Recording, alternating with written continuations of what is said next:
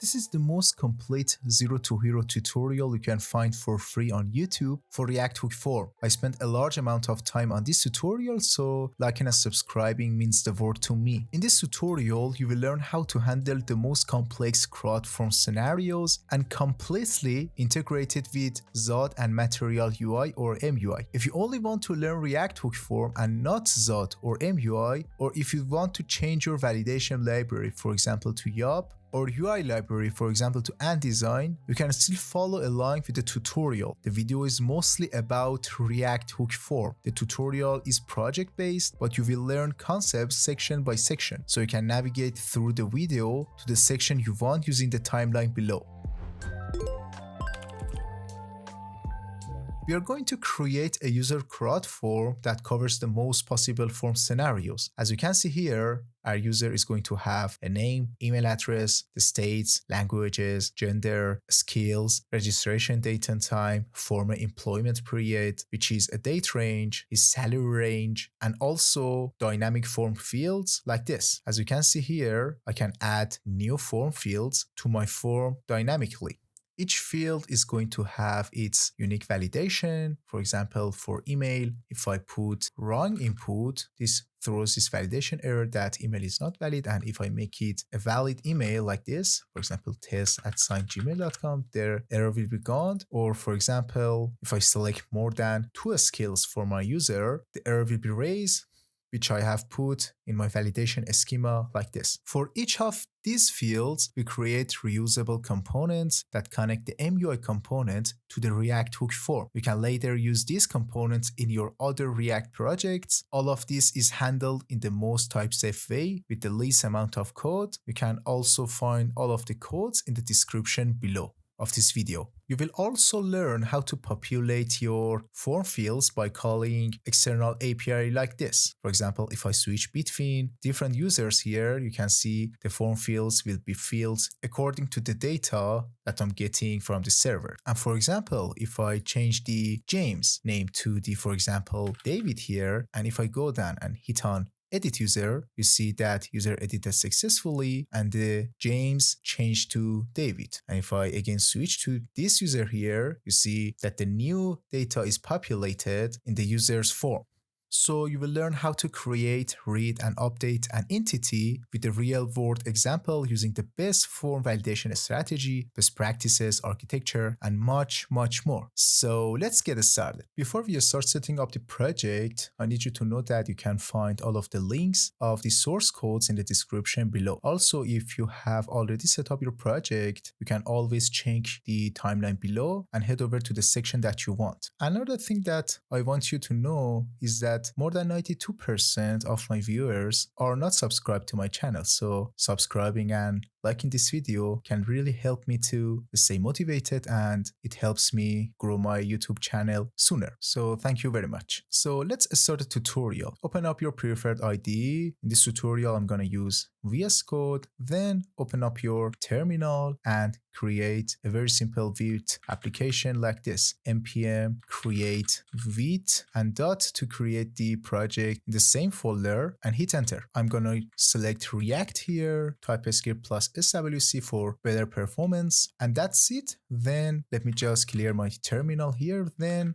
type npm install to install all the packages. After that, all of the packages have installed. We need to also install all of the requirements for our project. These are all of the packages and dependencies that we need to install for our tutorial. First, we have MUI packages here. These 3 are always required in every MUI project. This is for our icons, our date pickers here. For this tutorial being complete, we need to also install the date pickers pro version of MUI, but if you don't have this installed or if you don't have the license, you can also follow the tutorial 100%. There's nothing different if you don't have it installed, because you can install it easily. And after that, if you have preferred to use the extra features of date pickers, which are not a lot, you can buy the license pro of it to use it. But in this tutorial, the simple date pickers will satisfy our needs. There's only 1 or 2 features that we need to have the Date Pickers Pro installed, but there's nothing very special. You can follow along. We're also going to use the data finesse. There are many libraries for managing date and time in JavaScript, but for example, moments and data finesse, but the reason that I prefer data finesse over all of the similar packages is that it supports many different calendars and you can always convert between all those calendars between each other, which is pretty awesome. After that, we have our form logic here. The main dependency, the React hook form is here. We use Zod for our schemas and validations. We also need to create a connection between the React hook form and the Zod here. And because of that, we need to install this hook form resolvers because by default, the React hook form doesn't know anything about Zod, so we need to create a connection between these two libraries with this third library, which we are going to install it as a dev dependency. And lastly, we have our utils here. We need a simple HTTP client. We are going to use Axios here because we are going to fetch our data outside of our project for simulating the real world.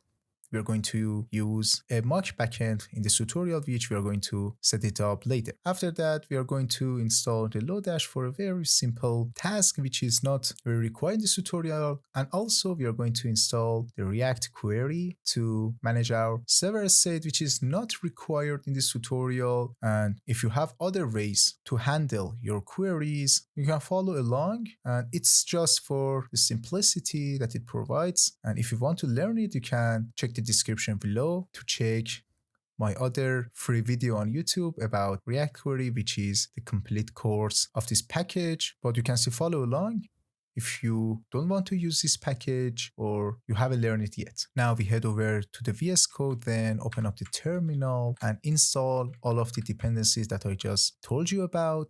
But a very important thing to do here is that to just install the version 3.2 of the datefns library here, because there's some conflicts between this library here and the MUI date pickers library. So if you install this version of it, everything is gonna be all right. Now hit enter. After that they are installed, you need to also install a very simple dependency, the hook form DevTools as a dev dependency here, which is helpful for debugging our form. So hit enter also. Then if we head over to our package.json file, let me just make it a little bit smaller. These are all of the versions that I'm using in this project. So if you want to exactly follow along, you can install these exact versions so you don't have any conflicts or other problems. Also, I'm using the Node version 20 in this tutorial.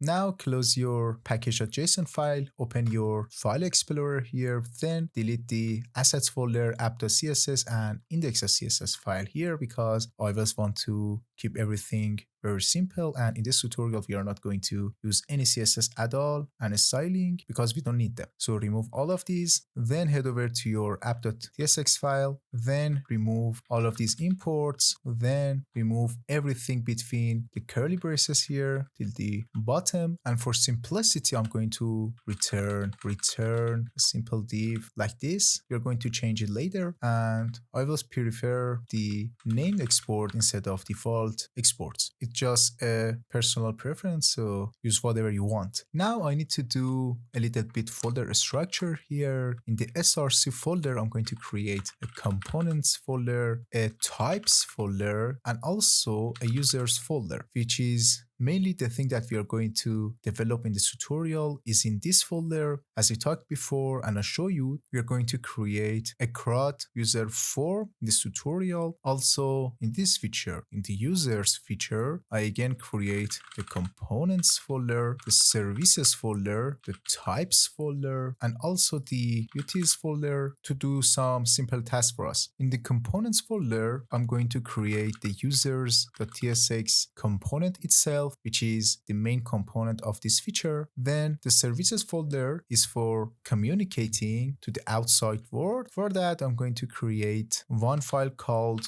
queries.ts, because if you have followed along my React query or Tansac query tutorial, you know what is this going to be. But if you don't know it, or if you don't know React query, you can also follow along pretty easily. And also we need to create another file called mutations.ts. This is responsible for example, our post requests, delete requests, put requests. And this is for only getting data from the server, which is not related to this tutorial, but I have to do because it makes the project much simpler for you to follow along.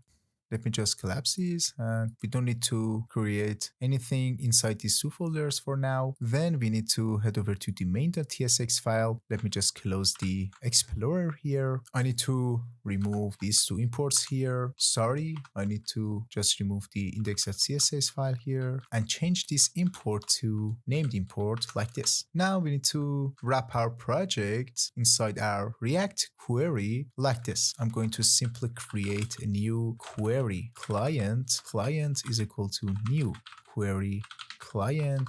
I don't know why sometimes my VS Code IntelliSense for imports does not work, so I'm going to import all of the packages manually. So I'm going to import from Tansac React query the query client itself, and also I need to import query client provider here like this, and I'm going to wrap my project inside this provider here. So like this, I'm going to use query client provider, and I'm going to wrap my app file inside it. Then for the property, client property, I'm going to use this query client that we just defined earlier. So like this, query client. Then I need to go to the user's component here. Then I'm going to export a very simple function component like this, return div, for example, users. And after that, I'm going to import the user component inside our app.tsx file here like this. I'm going to remove this return. Again, I'm going to type return, and then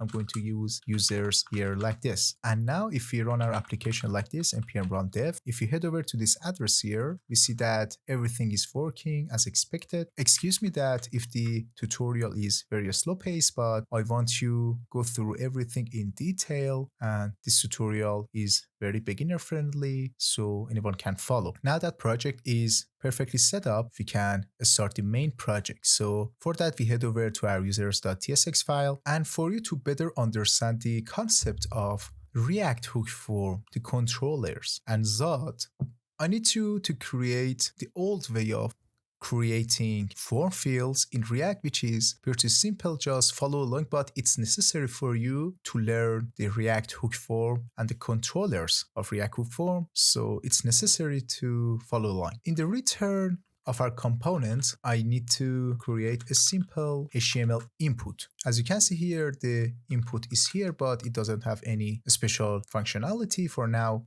For this input to have some meaning, I need to create a simple state like this, for example, input and set input. I'm going to import from React the user state, and the initial value is a simple string. Now I need to somehow create a connection between this and this input. For that, for the value property of my input field, I'm going to put, for example, the input. And now, for example, if I change the initial value of this input, for example, to something, and if I refresh the page, you see that this value is binded here. Just let me remove it. And as you can see, if I type anything here, you see that nothing is changing because I need to also do something when the input is changing. So for that, I'm going to use the onClick handler for React. Then I'm going to get the event from this. And after that, I'm going to set the input to it.target.value. Sorry for my mistake. Instead of onClick, I need to use onChange handler. And now if I type something on this input, you see that the value changes. And now I can access this value inside of my component because this value is exactly this. For other things to handle, for example, I need to specify the unblur. When the user leaves the field, what should happen? I need to specify a name for my input. For example, the user name by hand. and then I need to pass the ref. I need to handle the disable state if the field is required, what is the max length of my input field, and much more. As you can see, this is too much code for only a very simple text field or input in our project, and it's going to be spaghetti code as our project grows, which is not very developer friendly, and it's going to become very hard to maintain for enterprise or large scale applications. And that's the old way of using or creating form fields in React. Now I need to replace this implementation with the modern React hook form implementation. Let me just remove all of this. Only I need to keep the input like this. Then I'm going to remove the state and also the user set import. Then from the React hook form, I need to import the main hook of this amazing library like this.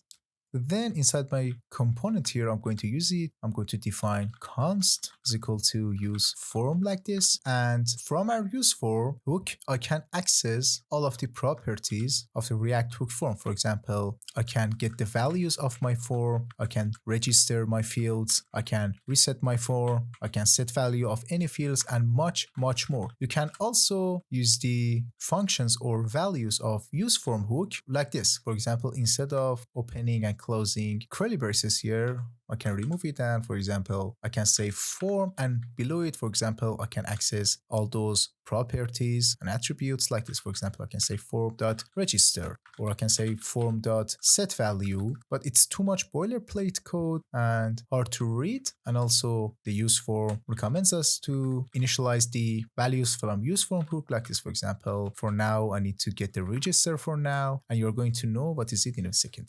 Also, this hook here is generic. What does it mean? It means that I can pass a type for my form like this. For example, my form is a single email input like this, which is of type string here. This is going to help us with IntelliSense very much. You're going to know in a second. Inside the return section, I'm going to open and close curly braces here, and I'm going to use a spread operator. Then I'm going to put the register here like this. So, and for its value, I'm going to place single quotations here. And as you can see here, the IntelliSense is helping me here. This is the email the React hook form got from the generic that we passed here. So the IntelliSense is very crucial here. So I select email here, and as you can see, my input field is registered with my hook form. But what is this register here? Let me just remind you. Instead of passing unchange, ref, name, the unblur, max length of our field, is it required or not, and so much more. Instead of this, we're going to pass this, which if I show you, register, and if I place a dot here, you can see all of the things that is going to do for us with this spread operator here. It has name, unblur, unchange, ref, required, disabled, max, min, and so much more. Let me just remove all of these. This is the most simple form that you can create with React hook form, and if you compare it with previous implementation, you can see that it's so much cleaner code and easy to maintain, and it does for us very much. Now, if you open your browser, you can see that everything is working as previously. Just let me put a simple placeholder for my input for you to know that it's an email field. And now you see that there is no validation on this input field. For example, I don't want to let the user enter invalid email. For example, this is not a valid email, so I need to show the user a very simple error below it that your email is not valid, or it is too many characters, or this field is required, and for example, you cannot leave it alone. The thing that I'm going to show you is the default implementation of field validation in React hook form, but it's for you to better understand the concept of React hook form, and it's not the way that we want to implement the validation in our tutorial, and for that we are going to use Zod in a few minutes. Imagine that my email field in my form is required and it cannot have more than 10 characters. To make this type of validation, I'm going to put a comma here, then I'm going to open an object here. Inside that, for example, I can type required. These are all native HTML fields validation, and I again open another curly braces here, and for the value I can say I can put the true here because my email field is required, and for the message I'm going to put, for example, the email is required. I can add other validations here. For example, I can add max length is going to be 10, for example, and for the message I'm going to put too many characters. That's it for now. But how to show these errors to the users? I need to put my input inside a React fragment here, and below the input I'm going to open a paragraph here. Then I can show the errors to the user. But how? Very simple. In the use form hook we have our form state like this, and if I show you this form state here, form state, you can see that there is errors here, disable the fields that are dirty, or for example if our form is submitting, and much more. But it's not a good practice to use, for example, if I want to show the user the errors like this, form state.errors, it's too much code and it's not very nice. For that, in my use form hook, I'm going to put colon, then from it I'm going to import the errors or other thing that you want. For now, the errors is enough. Between these two paragraphs here, I can put errors.email. This is for the generic that we pass here in our use form hook, and the IntelliSense is amazingly helping us out. And we put another dot here. I can get the email.message here. Then we can show it to the user. And now if I head over to my application, and if I, for example, put more than 10 characters here, as you can see, there is no error shown to the user. But what is the problem here? By default, the React hook form shows the user the fields errors, the form errors, when the user hit on submit or create or anything else button below the form. But for now, we don't have any submit button inside our form. For that, inside the options of the use form hook, I can open an object here, and I can also apply many default settings for my use form here. I can set, for example, default values for my form. I can set initial errors. I can use the resolver, which is the thing that is going to connect the Zod to the React hook form in a moment. For now, I need only the mode field here. Then I put colon here. And as you can see here, this is when form validation occurs. By default, it's on submit by default. And if I again refresh the page, and if I type more than 10 characters, you can see that there is no error here because it waits for us to submit the form, then show the errors to the user. But if I put it on all, and if I refresh the page, you can see if I type more than 10 characters, it immediately shows me this error because the validation is set on all. I can also change it to many other conditions. For example, I can put it on blur here. And if I refresh the page, if I type more than 10 characters and unfocus from this input, you can see that on blur, this error is going to be shown to us. But for this tutorial, I'm going to put it on all for you to see better all the errors and when they occur. And to your preference, you can change it later. For example, if I type something, then remove it, you see that the email is required. Let me just make it a little bit smaller. The email is required is shown to us from here, which is very powerful thing to do in use form with a few lines of code, which is handled for us automatically. Every form needs to be able to submit its data to something, for example, your backend. It's pretty simple in React hook form. I'm going to change this React fragment here, for example, to form. Then this form has a property called onSubmit. This is all HTML. And inside it, I need to pass something. First, what I'm going to do on submit, if the user clicks on submit button, or if he clicks on the enter button on his keyboard, it's going to run this function here. For example, I can name it whatever I want. For example, I call it on submit for simplicity. Then I'm going to create a simple function that likes the submit word here. And I can pass the on submit here. The problem is that whenever the user clicks on submit or hits enter on his keyboard, the form is going to be submitted to the server, which is not the behavior that we want, because there might be some fields that they are not validated or they are required but they are not filled by the user. So we do not want that behavior. To overcome that, also React Hook Form provides us with another utility called handle submit for us. It's pretty easy to use it. You just need to wrap your submit function here around it. Handle submit, and I put on submit here inside.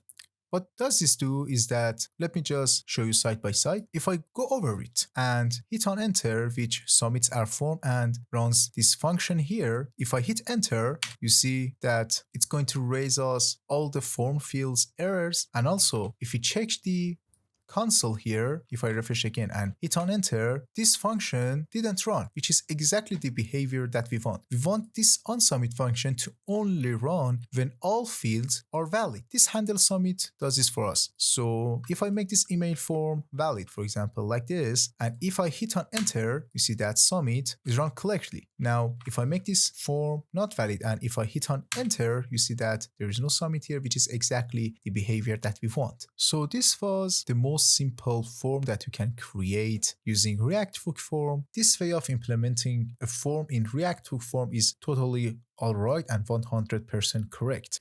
But the problem is that when our forms become more complex, this way of handling for schemas here and the validations like this here is not very maintainable, and it can become unmaintainable after a while. Imagine that your application has 15, 20 or 30 forms inside it, and each of them has 20 or 30 fields in it, and you need to handle all of the validations, the schema, the submit, and so much more. This way of implementing is not recommended for enterprise applications in React.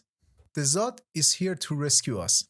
In this tutorial, we're going to create this form here. As you can see, there is so much into it. If I, for example, click on the submit the new user button, you see that all of the validations are causing error, which is correct. If I hit the reset button here, the form has been reset. If I click on, for example, David, a user, the fields are loaded. If I click on John, Robert, and so much more. I have Autocomplete here, the toggle button. And for example, these checkboxes have validation too. For example, if I select more than 2 items, the validation is causing this error that at most 2 elements must be selected, which all of these errors, and for example, all of these errors are caused by Zod. For example, if I put no email here, it says that email is required. If I put invalid email, it says that email is not valid, and so much more. And if you want to handle these type of forms with this way, it's not pretty recommended. So we need to use Zod. This is Zod. Zod is a TypeScript first schema validation with static type inference, which is pretty complicated here and in the documentation also. Zod is a TypeScript first schema declaration and validation library, and so much more. But we are going to learn what is it in real world example for you to learn better in practice. This is the form that we have created so far, and this is the form that we are going to create. Before we start anything about implementing this structure in our project, we need to create a skeleton for our form. By skeleton, I mean the schema for our form. The fields names, their types, their validations. For example, this field is going to be of type string. This is going to be of type Boolean. This is going to be of type date. These are going to be of type string arrays, and much, much more. During the schema creation, I'm going to compare the result and the schema itself side by side for you to better understand what are we doing and creating at the moment.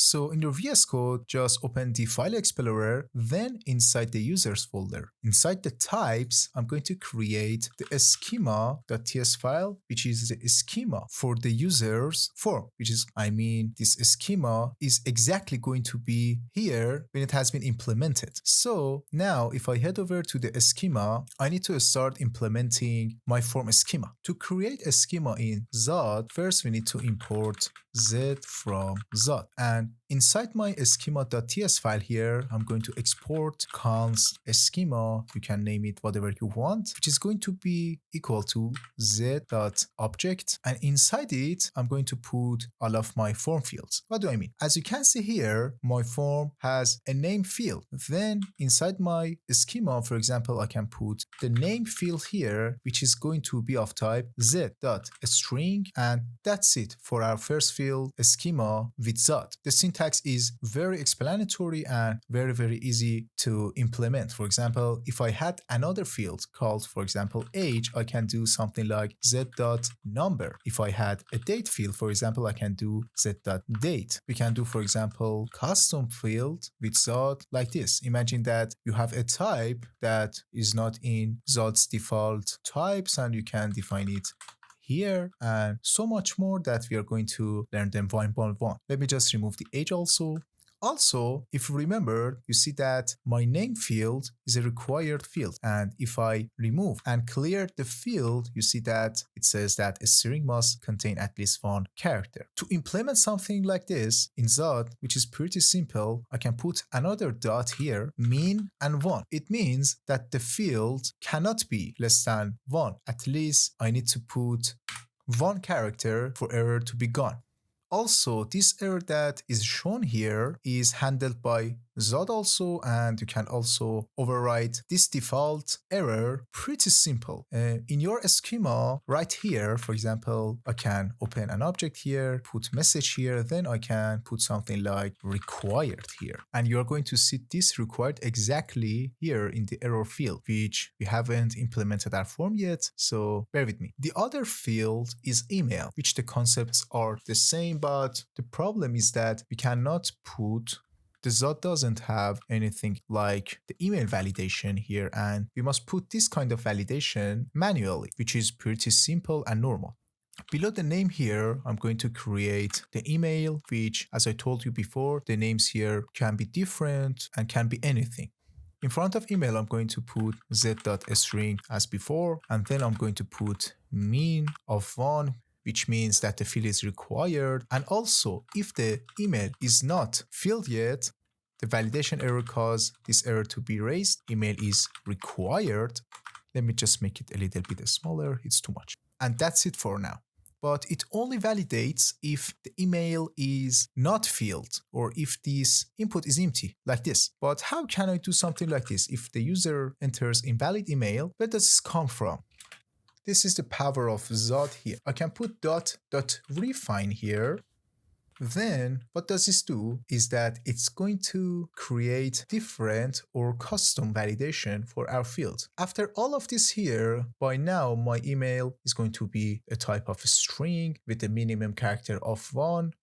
And now I have access to the email input like this. For example, email, but it can be item, the text, anything else. The name doesn't matter here, but the thing you need to know is that this is going to be exactly the thing that the user has typed now. For example, if I put A here, it's going to be A. If I type FA here, the email, or for example, item or text field is going to be FA. Now I need to do something here in the refine function of Zod.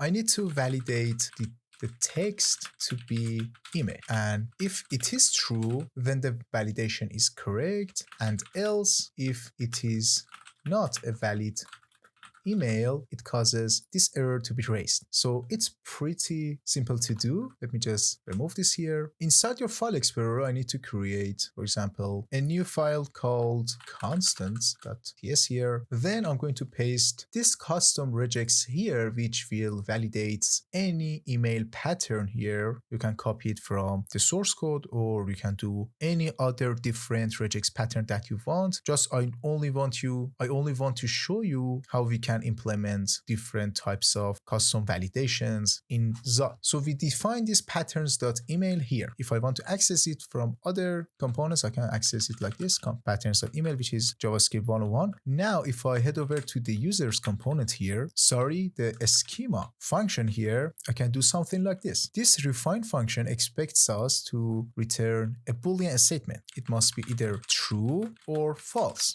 So I need to validate if this text, the text that the user has filled by now is an email or not. It's pretty simple using regex. So I'm going to return patterns dot email. This is exactly the thing that we just pasted here. Then I'm going to test this regex with the value of this. Now this is going to return a true false statement. If this text validates the email regex that we just pasted, it's going to return true. Otherwise it's going to return false, and then our form field is going to show us an error. And also I can make this code a little bit simpler. I remove this curly brace here, this one, and also this one. Then I'm going to return the return here, and that's so much simpler. After the function, we can pass another argument here, which I can pass custom validation errors like this. For example, I can say email not valid, which you are going to see it in our application in a moment. We are going to do the next fields in a moment. Just I need to implement these two fields schemas inside my users component for you to see what are we doing by now. Now we need to start implementing our form fields one by one in our users component here using Material UI or MUI. And I expect you to know a little bit of Material UI because our usage of Material UI or MUI in this tutorial is not pretty complex, and it's very easy to follow. If you don't know anything about MUI, you can also follow along. The usage of MUI in this tutorial is something like, for example, this input field here, and in the MUI world, this input field is going to be, for example, be text field instead of input.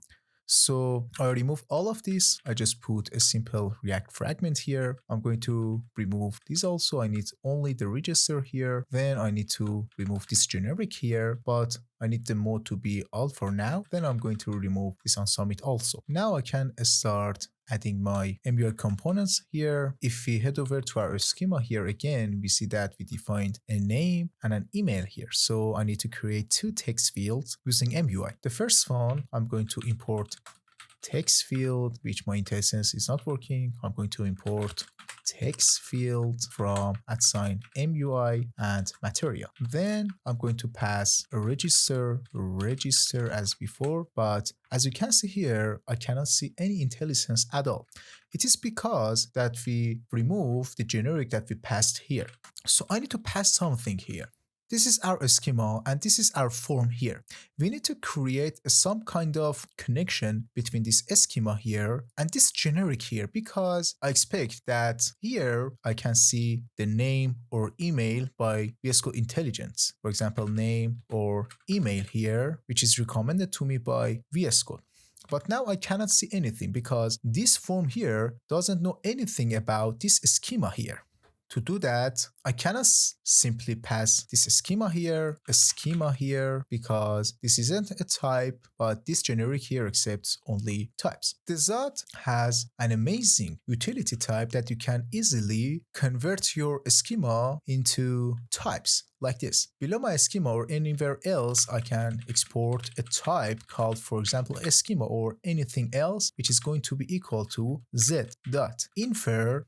And I'm going to pass this schema as a generic to this z.infer here. I'm going to pass the type of our schema. And now, if you hover over the schema, you see that we have name and email, and we converted our schema here to a type, which now I can simply put this schema in here. Schema, and I'm going to import it from types schema. And if we control and space here, we see that we have email and name pretty easily, and the IntelliSense is working as we expected.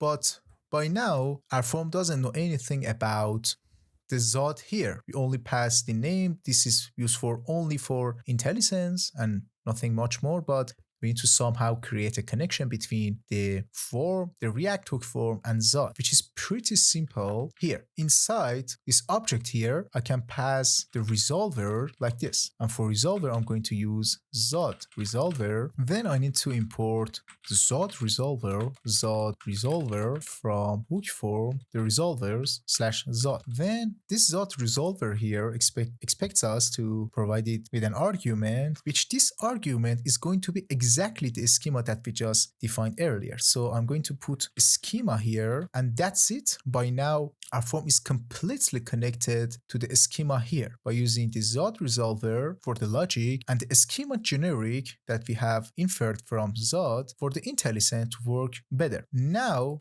I have IntelliSense for my name field, and also I'm going to put another field for my email. But as you can see by now, they don't have any labels. I'm going to add a label for name, for example, called name, and also another for email called email for you to see better understand what is what. Then I'm going to put them in a simple stack. If you don't know what a stack is in MUI, it's a display flex with a direction of column. And now I can add a gap of 2 between these two fields here. The 6 is exactly equivalent to the style prop on any HTML tag. For example, instead of doing this in MUI, I'm going to do something like, for example, div style display is of type flex direction is column, and also the gap is going to be 2, which is exactly this stack here, but we do not need it. The stack is pretty much simpler because we are using MUI. Now,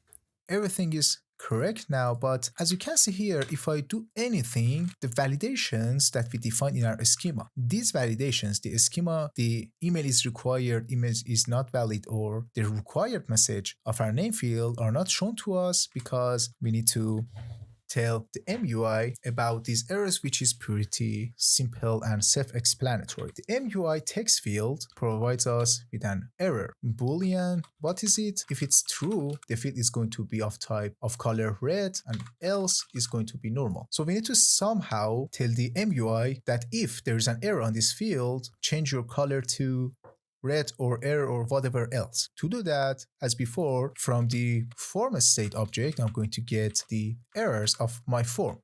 And for the error, I want to make it true when we have an error, otherwise false.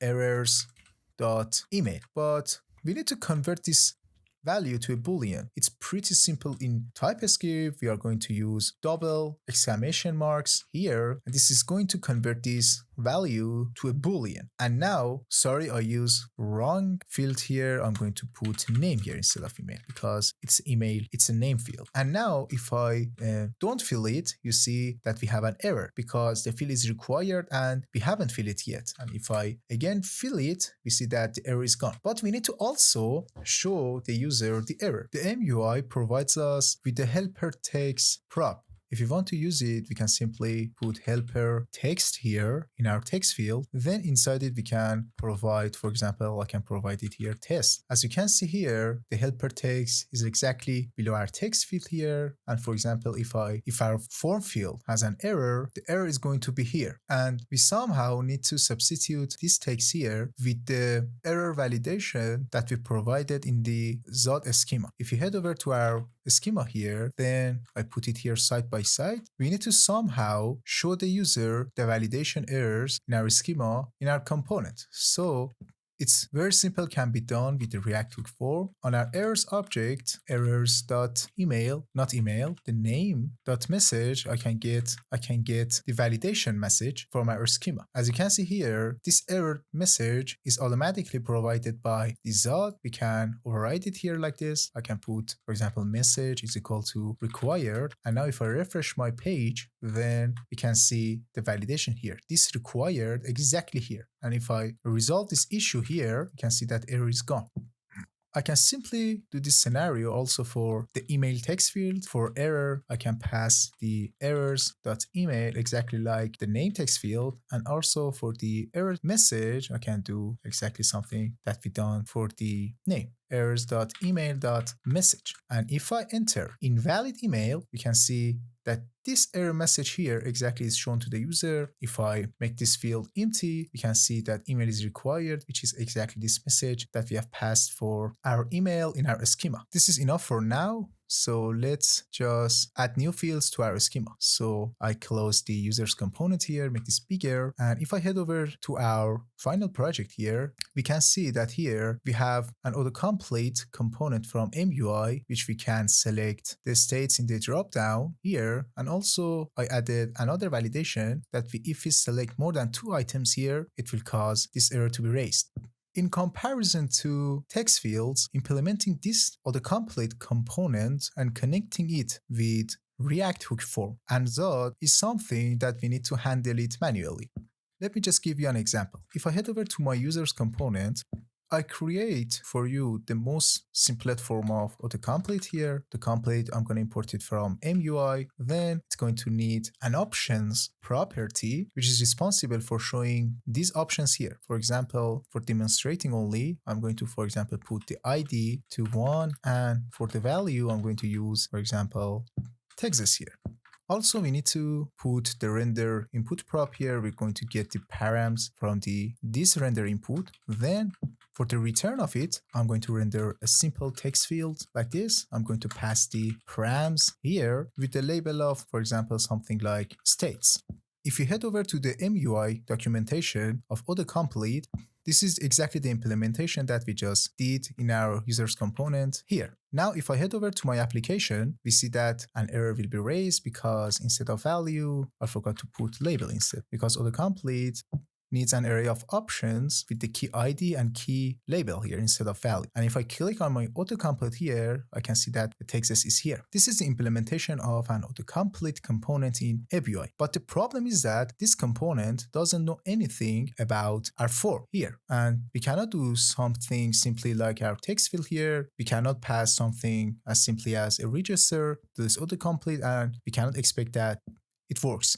So let me just remove it from here. Because of that, I need to create a custom controller for the MUI autocomplete component, and I want to make it reusable so we can use this component that we just created anywhere that we want. Because of that, I'm gonna open the file explorer here. Then in the components inside the src folder, I'm going to put the custom controllers that we create for the React hook form and MUI. So inside this folder, I'm going to create a custom component, for example, called RHF autocomplete.tsx. The RHF stands for React hook form. So I always want to create my custom controllers like this, so I know that it's a controller for the React hook form library. Inside this component, I'm going to export function RHF autocomplete like this. Then I'm going to return a simple something here for now. Implementing this controller here, the component that we are just going to create here, is pretty much tricky, but very sensible, and it requires to follow along the instructions carefully. And if we implement this custom controller in our project, the rest of the tutorial will be very easy. We are going to create custom controllers for autocomplete, for toggle group, for radio buttons, for checkboxes, and much more. Let me just remove the return value here. Then I'm going to return controller, and I'm going to import it from React hook form. Let me just make the ID full screen to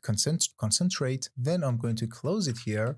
This controller from React hook form provides us a render property that from this we can get the params that the React hook form provides us. Then we can pass it to something that we want this controller to control. For example, here I'm going to use the autocomplete component from MUI, and we need to fill in the value here, the onChange method, options, and much more. But we need to somehow get all of these values from our controller here. Our controller also wants a property called control, which I'm going to pass the control here, which I did not define it yet, and also a name here.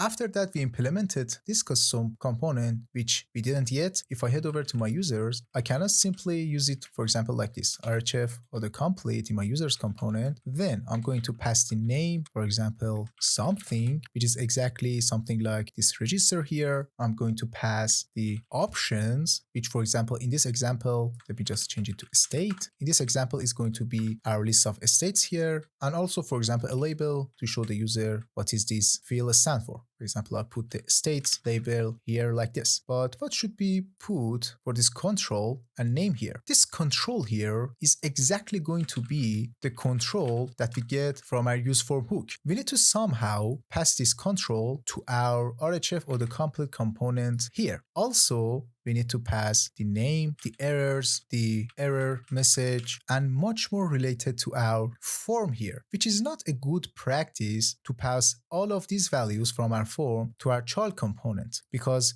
we want to make this component reusable everywhere that we want, but we cannot pass from our parent form to our child component in here, RHF Autocomplete, every time that we want to use. For example, in here, if we want to use the RHF Autocomplete in this component here, I need to pass 5 or 6 at least properties from our parent to this component here, which is not very good practice. The React hook form provides us with a very powerful API called useFormContext. What does it mean? It means that I can define a form here, useForm, then inside another child component of this parent component, I can use, instead of using useForm here, I can use useFormContext. As you can see, our nested input, this component is wrapped around this form provider. This is all related to React context, and if you don't know about the React context, you must learn it for this tutorial to make sense for you. So if you don't know it, I recommend you to just put 10 or 15 minutes of your time to learn it. And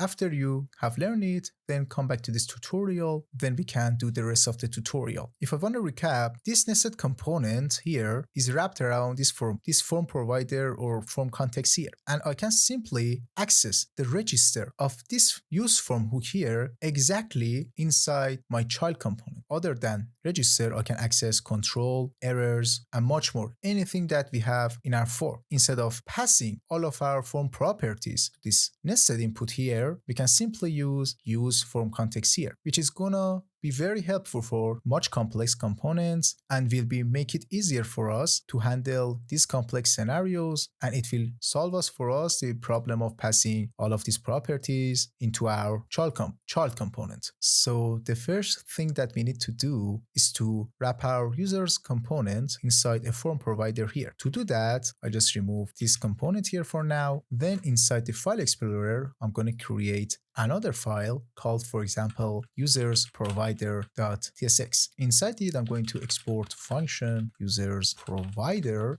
Then inside it, I'm going to return a form provider, which is going to be imported from the React hook form. Then inside it, I'm going to put my users component, exactly this component here, for our context to be recognized from this users component here. As you can see in the React hook form documentation, we need to also pass these methods that we have got it from the use form for our form provider. Very simple. Inside it, I'm going to initialize my form, exactly the thing that we have here. I'm gonna cut all of it here. Then I'm going to head over to the users provider. Then I'm going to paste it here. I'm going to import this use form here, the schema of our form that we just defined it here, also the schema itself, and I need to import again the Zod resolver like this from hook forms, resolvers, and Zod. We do not need this.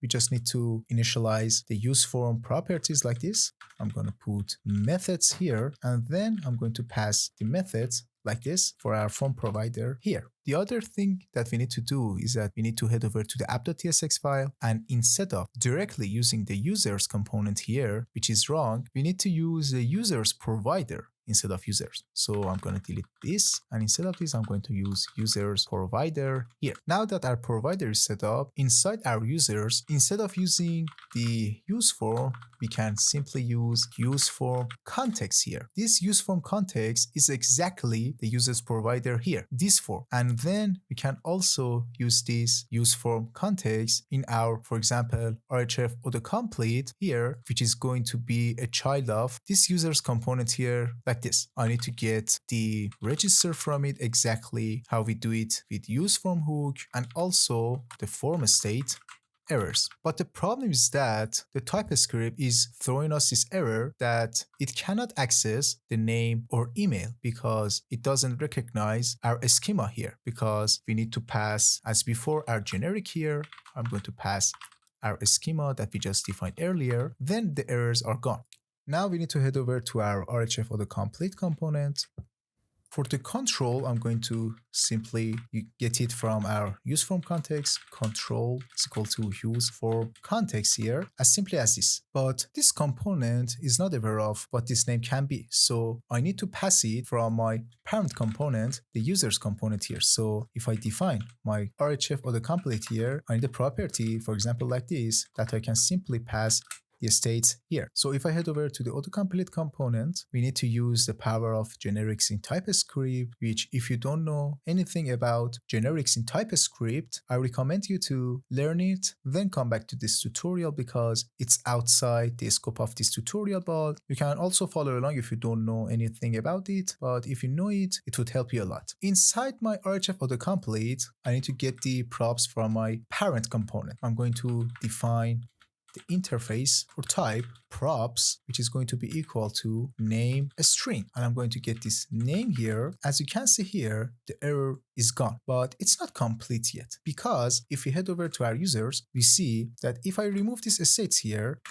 the IntelliSense of TypeScript is not helping me out because the TypeScript does not know anything about this schema here and what it contains to help me out with the items that I can put here. Before we go any further with our autocomplete component, let me just head over to our schema file here and create the states field schema here like this. If you recall, our states is an autocomplete here that it can hold multiple value, or in other words, it's an array of strings that it cannot hold more than 2 items, and it's also required. So what does it mean? It means that it's an array of a string which is required, and also it has a maximum capacity of 2 items at most. Then open your users component, and by now we expect that TypeScript helps us with the states name here, but as you can see, the TypeScript is not helping us at all. So we need the help of TypeScript here. If I head over to my custom RHF autocomplete component here, I need to do something with this string here. Simply putting a string for the type of this name here is not correct because the TypeScript won't help us with this IntelliSense here. The thing that we are going to do is that TypeScript knows that we can put states here. So inside our autocomplete component, instead of a string, I need to pass something else. The thing that we need to pass here instead of this is path, which is going to be imported from React Hook form, which is a type. And also we need to provide something to it, which I call it T. We need to get this T from our parent. How? You can see generics as inputs of your type. For example, if I give you an example, for example, I have function test here, which is going to have parameters, for example, test, which is of type a string here. As you can see here, we can pass values to our function like this. We open and close the parentheses here and pass our values here. But for type, we can simply use the syntax. For example, my type, instead of round parentheses, I can use this type of parentheses, bigger than less than signs, and we can simply pass our type here. Let me just remove it. And for our props, I need to pass the T, which is going to extend the field values from the React Hook form. All of these are necessary for creating custom controllers for our project. So bear with me. Now, also this props is throwing us this error that it needs a generic parameter that we need to pass to it. I need to pass the T. It again is throwing us this error that couldn't find name T. So we need to also get it from our parents like this. T also extends field values like this exactly. And then we can simply pass the name here. The thing that we just did is pretty amazing. If I head over to my users component, by now, again, the TypeScript doesn't know anything about the thing that must be filled here. But if we pass our form schema here, we see that the IntelliSense is working amazingly. This schema that we just passed here is going to be this T here, and then the TypeScript is intelligent enough to know that this name can hold the values of our schema, email, name, states, so far. I put states here for now. We handled the complex section of the tutorial, the generics here, but we have done something amazing here. Now, our custom component has IntelliSense for the name property. So what about our autocomplete itself? The first thing that our autocomplete wants is the options property. Options is going to be the thing that we are going to get from our parents here, because as I told you before, our custom controller here doesn't know anything about our parent, so we must pass all of these properties from our parent to this component. So below this name here, I'm going to define options here, which is going to be of type option, which I didn't define it yet. So head over to your file explorer, then inside our types folder, create a very simple type called option.ts, which is going to be export type option here. It's equal to ID, which is of type string, and label, which is also a type of string. Then close this component here, close this, then import it here. Again, my IntelliSense is not working. Import option from types here, and option. Then I need to get it from my props interface, options here. Then the error here is gone. Also, we need to handle value, unchange, render, input, and so much more one by one. For the value and unchange, as we talked before, we need to let the React hook form to take care of it. These params here inside the render property of our controller, we can destruct it here like this. From it, I can get the field here, and inside the field, I can get value, unchange, and the ref here for now. Inside it, for the value, I'm going to pass the value, which is here, which is going to hold the selected options in this value. What do I mean is that if I, for example, select California here, this value by now is an array of options, which the option is ID of 1 and the label of California. If I select Texas, for example, the ID is going to be, let me just show you like this. The value is going to be, for example, by now is ID 1 and the label is California for this one. And for the second one is going to be ID, for example, 2 and the label is going to be Texas here. So I need to create a connection between this value that hook form provides us with this autocomplete property value here. And then I'm gonna need to map over them. Let me just remove it. And for each iteration,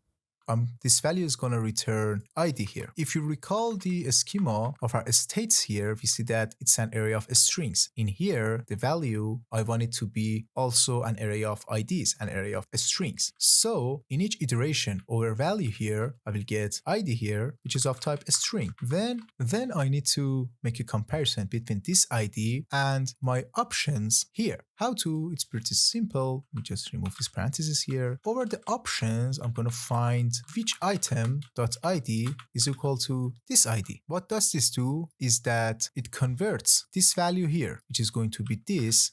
For example, 1 and 2, these are the IDs of selected items, and we'll convert them to, for example, ID of 1, label California, and the ID of 2 with the label of, for example, Texas. So by now, we mapped the value here to the autocomplete data here, which is exactly that we want. For the unchange method of this autocomplete here, unchange, the MUI unchange property on autocomplete provides us with two parameters here. The first one that we don't want it, and the second value is the new value of our changing item. If I open the callback here, inside it, I'm going to pass this unchange here that we get it from our controller here. So I'm going to pass unchange here, the new value that the MUI provides us. I can pass it here, new value. Then I'm going to map over these values. If I show you what this new value holds, it's something like this, ID 1 with the label of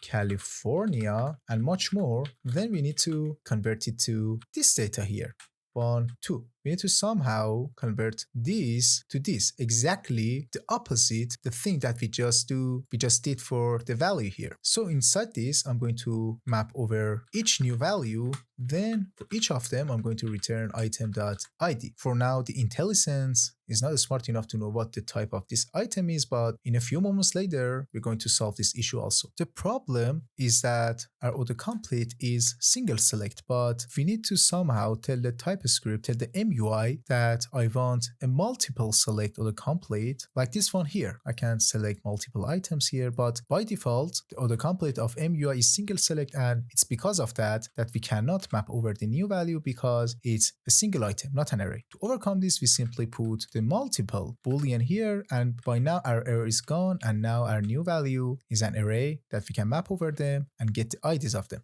This gets option label here that I just put it a little bit sooner. Let me just create it for you. Get option label is used to get the label of each ID with our options here. So if I recall it, by now, our autocomplete holds the value like this. This is the value that our autocomplete provides us by now. So by this here, I need to get the label of these corresponding labels. For example, if we recall, one is California and two is Texas. To get the label for each of these IDs, I need to simply pass another callback function like this. For example, I call it option here. Then I'm going to map over the options here, the options that we pass from our parent to our child. Then I'm going to find. Then for each item, I'm going to check if the item.id is equal to option.id here.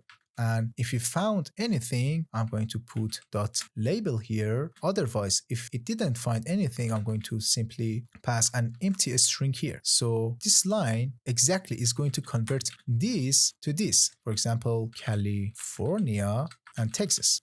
If you don't do it, it will throw us an error and it won't show the corresponding labels of the IDs correctly. So it's also required.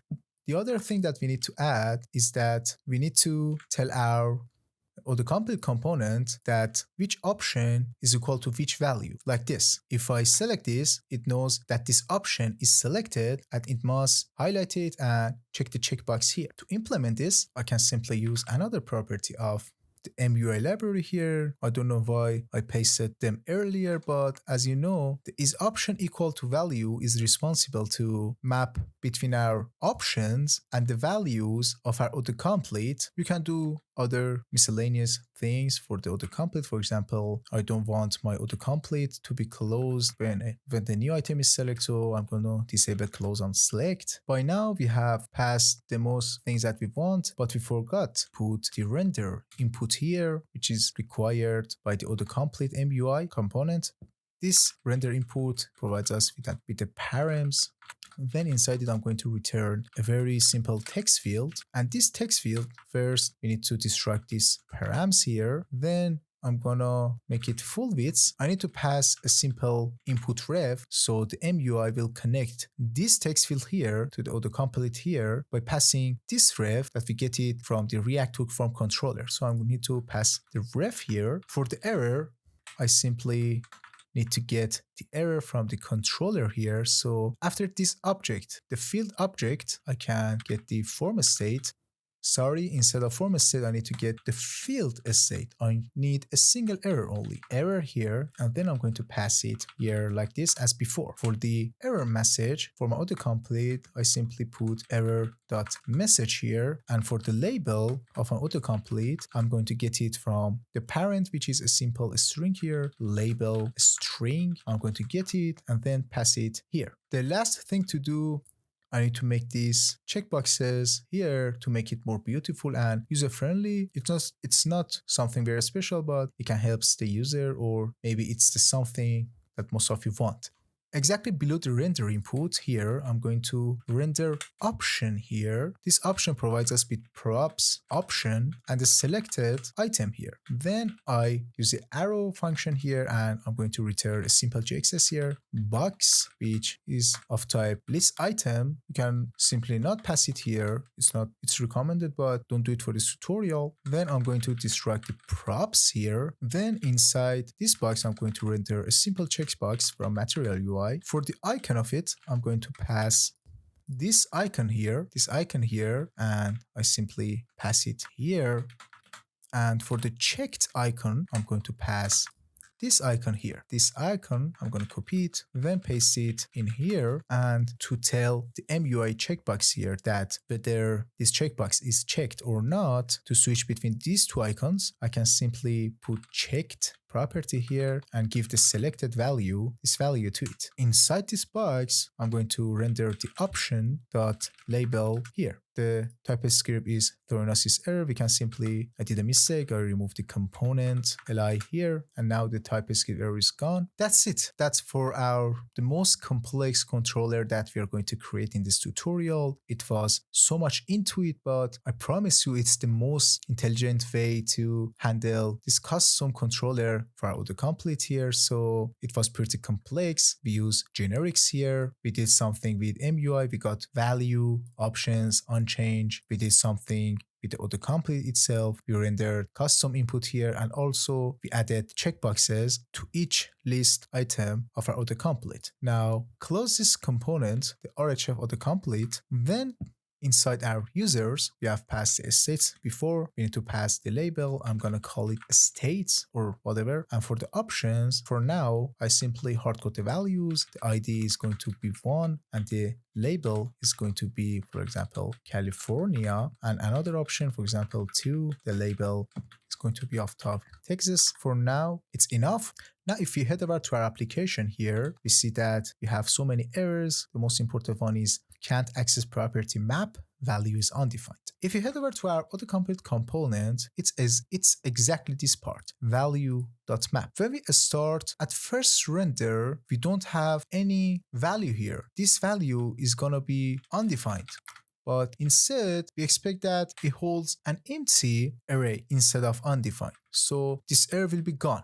But I do not recommend using the optional operator here, the undefined operator here. So what we can do is that if we head over to our schema here, below it, I always recommend create a constant called default values, and you're gonna know what is it in a second. This default values is going to be of type the schema here. Schema is going to be equal to email. What is the most basic email that a user can provide is an empty string. Also for name, we have empty string, and states, which is going to be an empty array because we have defined it in the schema that it's going to be an array of strings. And the most basic variation of it is empty array. For name, we have empty string, and for email, we have also empty string. Now, if you head over to our users provider here, which we defined our form here, below the resolver, we can pass the default values to the default values that we just defined in our schema here. But for simplicity, I remove this here, and now it's the same. It's always recommended to always pass the default values to your form initialization because the errors will be handled perfectly. It's better for performance. And now the use form can distinguish between the empty form, which we defined it in our default values, and the current form value. So it's always recommended to pass default values to your form initialization. And now you see that errors are gone. Our autocomplete is working perfectly here, and everything is correct and synced with the React hook form. If I refresh the page, you see that we do not have any errors in the console here, which is perfect. And that's it for our autocomplete here. But how to know that what values does our form house by now? There's a simple tool called DevTools for React Hook form. We installed it earlier, and I can import it like this. Import DevTool from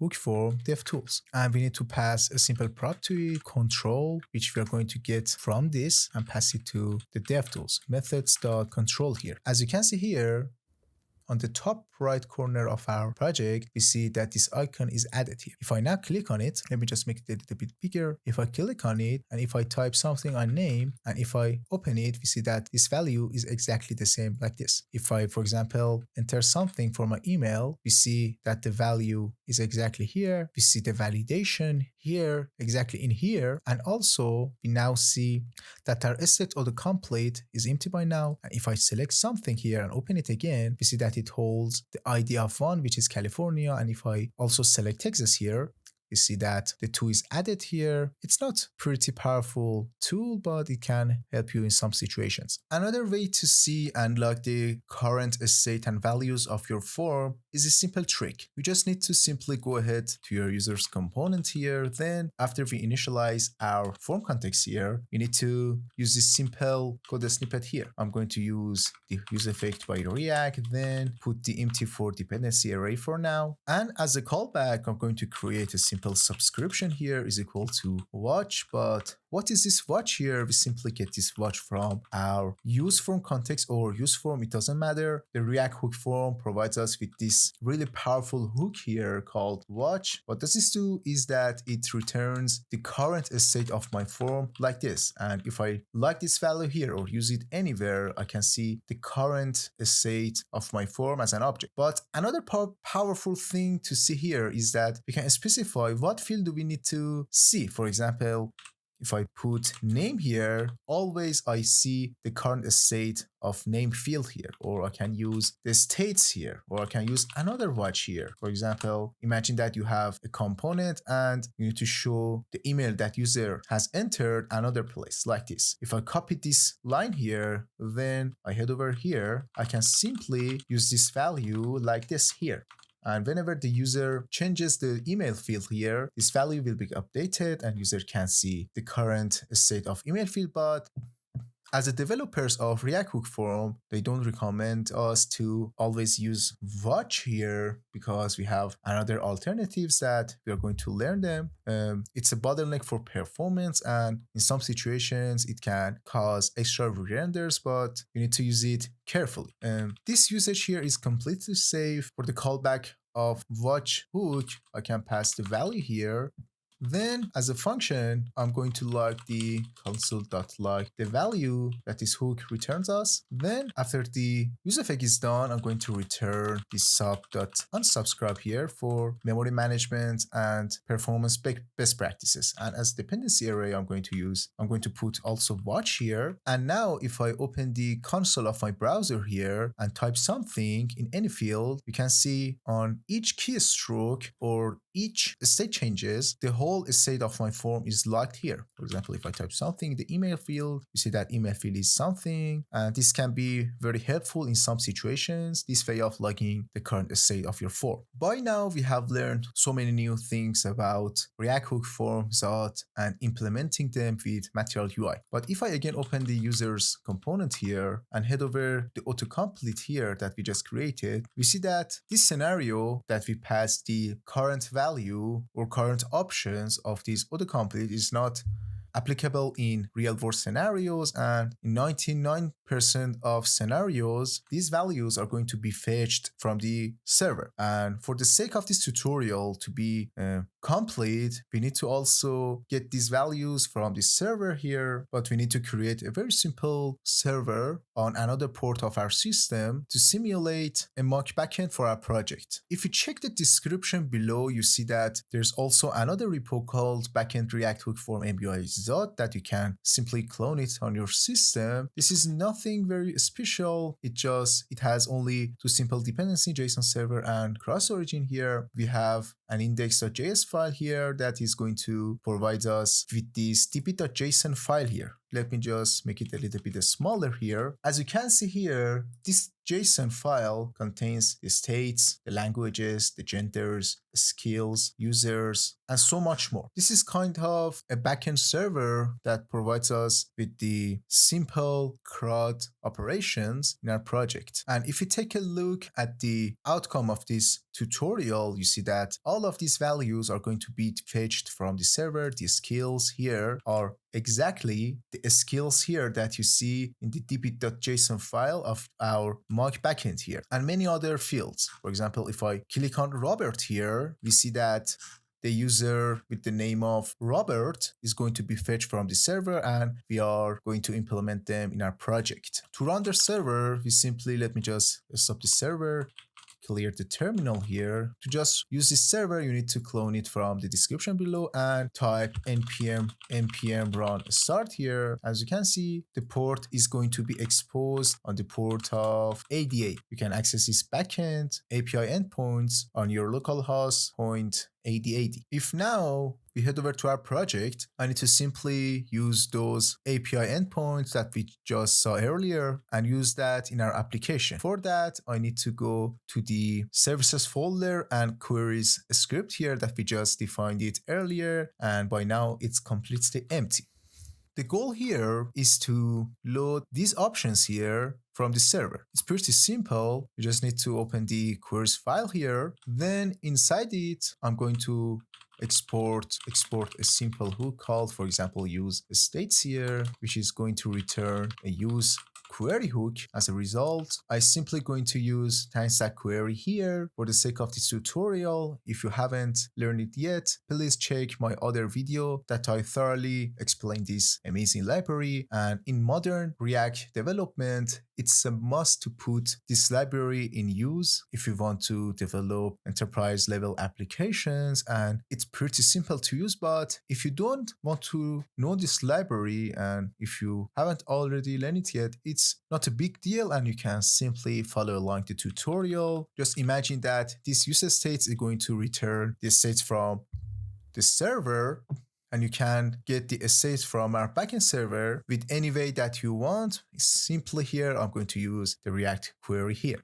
For the query key, I'm going to pass the states here. Then for the query function, I'm going to pass a very simple function that will resolve to the states of my backend server. How to get them is pretty simple by using the Axios library. Let me just import it. My IntelliSense doesn't work. Import Axios from Axios here. Then I'm going to get something from this address, HTTP localhost 8080/states, which is going to return the states on the backend. And because we are using TypeScript, I'm going to specify the return of this query here, which is going to be option, an array of option that we defined earlier. In the types folder here, you see that we defined option as an object of ID and label. And if we head over to our db.json file here on the backend, we see that our state is an array of ID and label, and we know that our backend is going to return this array of objects here, but I need to import it manually like this. Import option from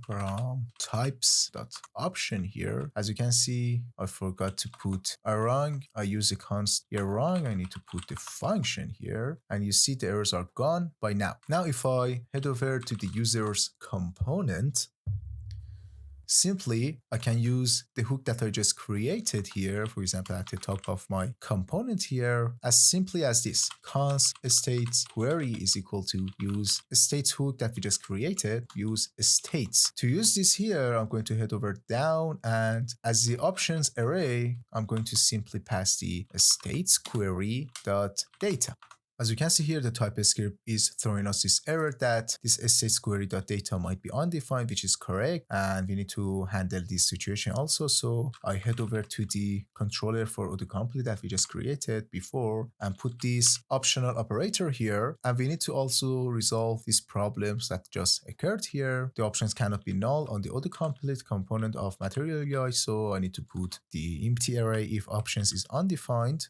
Also, I need to put the optional operator here and also here for errors to be gone. But I forgot to put something else in my query function. Let me just head over to the queries component. After that, the query is resolved. I need to then, as my response here, I need to get the res.data here. And now you see that errors are gone. And now you see that the new states are going to be fetched from the server. The validations are working correctly. And that's it for now. Also, I just implement the other queries that we need in our application. Here, they're pretty simple. I copy all the user states hook here, then paste it here. For other query, I'm going to put the use languages here. For the query function, I'm going to pass languages. And for the endpoint, I'm going to put languages here. Another hook, we need the genders that we need to get them from the server. Genders here. Put the genders for the query key and also get them by the genders endpoint. The last one is a skills query here. Use a skills here, put a skills here, and also get them from the skills endpoint for now. And I can use all of these 4 hooks in my application like this. The next controller that we are going to create is a simple toggle button group that is much simpler than this autocomplete that we just implemented earlier. So we need to create something like this. The values are going to be fetched from the server, and the current state of this field is always going to be present on the former state. So let's create our new controller in our application. In your src components folder, create another file called rha toggle button group.tsx here, then export a simple function. Let me just close the file explorer, export function RHF toggle button group here, and simply return something for now as a return of this function, like our autocomplete that we just created earlier. Let me just put them side by side. I simply need to copy all of these props from the autocomplete, then paste it here, because from this point of tutorial to the end, most of the concepts are the same with a little bit of tweaks in some places. Let me just close this here. We here only need the options and name, do not need the label because our toggle button group doesn't contain any label at any point. Then import the missing dependencies here. I'm going to import this from React hook form, also this, and import it up manually from types/option. And then I'm going to use the props type here, props, and get the values from the props, but I need to pass the generic here as before, the T extends field values, and then I can use the name and options value inside my component. This is very similar to the RHF autocomplete component. I'm going to simply get the control hook from my use form context, then pass the T here for type safety for now. Then I'm going to use the controller from React hook form, pass the control here, control as before, also pass the name and return this render function here, return something which is going to be the toggle button group that we are going to import it from Material UI for now. And from the callback pass parameters, I'm going to get the field. From fields, I'm going to get the onChange method, the value, and also the rest of the fields, rest field. Inside the props of the toggle button group here, I'm going to use the onChange method on this Material UI component here, then connected it with the React hook form controller and my form context here. The first argument, we don't need it here. I'm going to get the second argument and call it as new value. Then I'm going to do something here. For example, if the new value dot length is bigger than 0, I'm going to pass the onChange, this onChange with the new value, because this component is going to always return us with an array of strings. So we know that our new value is always going to be an array, which if it has any length or any item in it, I'm going to call this onChange method on the React hook form. For the value, I pass if value.length was bigger than 0, I'm going to return the value itself. Otherwise, I'm going to return the options. If it's present, then the first element of it, because the button group that we are going to create is exclusive and always one element is selected. If you don't want this behavior and you want your toggle button group at some point be completely empty and user can unselect all of them, you can modify this section. For the render, for the children of this toggle button group, I'm going to map over the options. Let me just refactor code. Dot map over the options. We get the option on each iteration. Then for each iteration, I'm going to simply render a toggle button instead of toggle button group. And inside the toggle button, for the text of it, I'm going to render the option.label here. For the value of the toggle button, I'm going to return option.id, and for the key also I'm going to return option.id here. We forgot to use this rest field here, so simply pass them here. To use this custom controller in our project, simply head over to the users component like this. Below the autocomplete, just put the RHF toggle button group and pass the schema as a generic here, and pass the field that we want, that we just need to define it in our schema. Just head over to the types and schema here, and below the states just put the languages spoken, which is going to be an array of strings. Also put the languages spoken default array here for initial value, and in our users component just pass the languages spoken as the name of it. And for the options, simply put empty array here, then go to the top of your file, initialize the languages, const languages query is equal to use languages. This is the hook that we just created earlier, and I simply need to use this for the options of my toggle button group here. So languages query dot data here. Perfect. If you now head over to your application here, If I, for example, click on Germany, you see that the ID 1 and 2 are selected. If I click on Spanish and check the console, you see that the current state, the languages spoken of 1, 2, and 3. And in real world application, you can send these IDs to your backend server, which is pretty common. After this, we are going to create this radio group here, which is pretty simple and straightforward. Just head over to your SRC components folder and create a new component called RHF radio group here .tsx, and just head over to your RHF toggle button group here and copy all of this file here, then paste it in your RHF radio group component here, because a part of all of these controllers are the same. For example, the prop sections, for example, our radio group, we're going to have a title. So we are going to have a label field as a string. We need to change this name to RHF radio group here. The generics are the same. Also, we need to get this label from the props here. Label, the control is the same. The controllers are the same.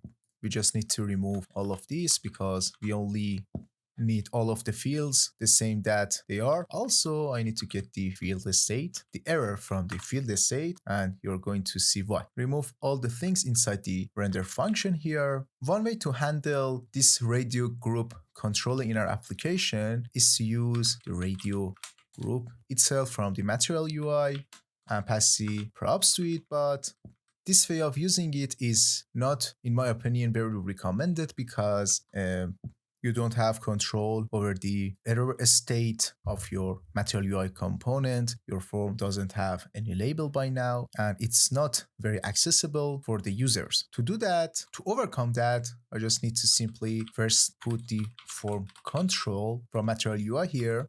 Inside it, I'm going to put form label here, and inside it, I'm going to pass the label here. And below this label and inside this form control, I simply pass the radio group here like this. This way of creating these types of custom components is pretty common in Material UI world because we have wrapped our radio button group inside a form control. It has a form control label. It automatically does so many things for us. For example, if there is an error as a prop for this form control here, for example, the form label will become red and so much more, and it's pretty readable for other developers too. Inside your radio group here, just map over the options.map, and in each iteration, we're also going to get the option itself. And inside the render of each iteration, I'm going to pass the form control label here like this. That's it. For the key, I'm going to pass the option.id. For the value, I'm going to pass the option.id. For the control itself, I'm going to pass a simple radio from the Material UI. For the checked state, I'm going to pass the if field dot value is equal to option.id. I'm going to explain it in a second. And also for the label of each radio buttons, I'm going to pass the option.label here. So this value is the current state of each radio buttons. This control is the thing that this form control label is going to render for us. As you can see, it's pretty readable and accessible for the users, this way of handling these types of custom components. For the control of this form control label, I'm going to pass a simple radio. I'm going to pass the check property as if the field.value, here, the field that we are going to get from our controller, .value is equal to option.id. And if this statement is true, then our radio button is going to be checked. Also, I need to pass the field like this here. And also there is another error property on the form control here that I can pass. If there is an error in my form state, I'm going to put all of these in error state. Now, if I head over to my users component here below the RHF toggle button group, I'm going to pass the RHF radio group. As before, we pass the schema generic here. We pass the name as a gender, but we don't have the gender on our schema here. So I'm going to head over to our types schema here. And for the gender, I'm simply going to pass the gender z.string, which is a simple string, but it's required. So the value that this gender field will be holding is, for example, something like this, the ID of the gender that we're going to get from server, or 2 or 3. And if there is no value, the Zod will throw us an error that this field is required. Let me just remove these redundant comments here. And for the default values, I simply pass the empty array here, empty string here. And also we need to pass the options here and also the label, which I'm going to call it the gender here. And for this options property here, I simply go to the top of my component and get the const genders query, which is equal to use genders like this. And if I put over down here, instead of this empty array, I simply pass genders query dot data. As you can see here, we have this beautiful radio group here. If I open my console here, and if I select the male here, you see that our gender is 1. And if I again hit on the female button, you see that the state of gender becomes 2. But where does this 2 come from? If we head over to our backend here, we see that in our genders array, the male is 1 and the female is 2. And if I change it, for example, to male again, we see that the gender is 1. So that's it for our radio group. The next component that we are going to implement is this checkbox group here. After that, we also will create controllers for date and time pickers, date range pickers, range pickers, also the complex field array scenarios here that you can add new custom fields to your dynamic field, and each of these fields are going to have their unique validation. So let's implement this. Again, head over to your components folder here, create a new file called RHF. No, don't do it, just copy, for example, your radio group again here, change the name to RHF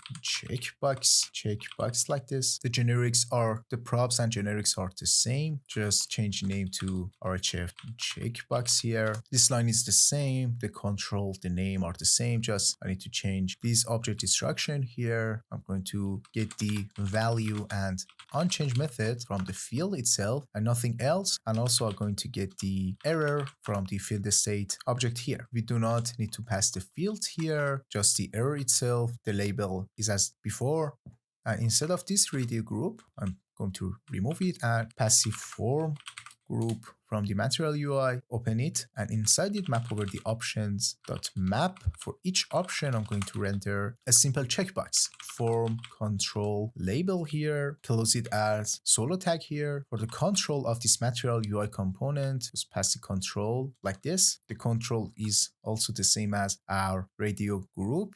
Is going to render, it is going to be, what will it be rendered for each iteration of our options. For each iteration, I'm going to render a simple checkbox here like this. For the key, I'm going to pass the option.id here. For the label, for the checked property, checked, I just realized that I did a mistake. I accidentally imported the checkbox icon from Material UI, not the checkbox itself. So let me import it like this, checkbox from the MUI Material like this, and change this b into the lowercase b here. For the checked property here, I want to specify it when value.includes option.id here. For the unchange here, I simply pass this function here to handle the unchange of my checkbox group. If value.includes the option.id, then I'm going to call this unchange here inside this if statement, unchange value dot filter, and in each iteration I'm going to simply get the item itself, which is going to be the ID of the checkbox that is selected. For example, if I select this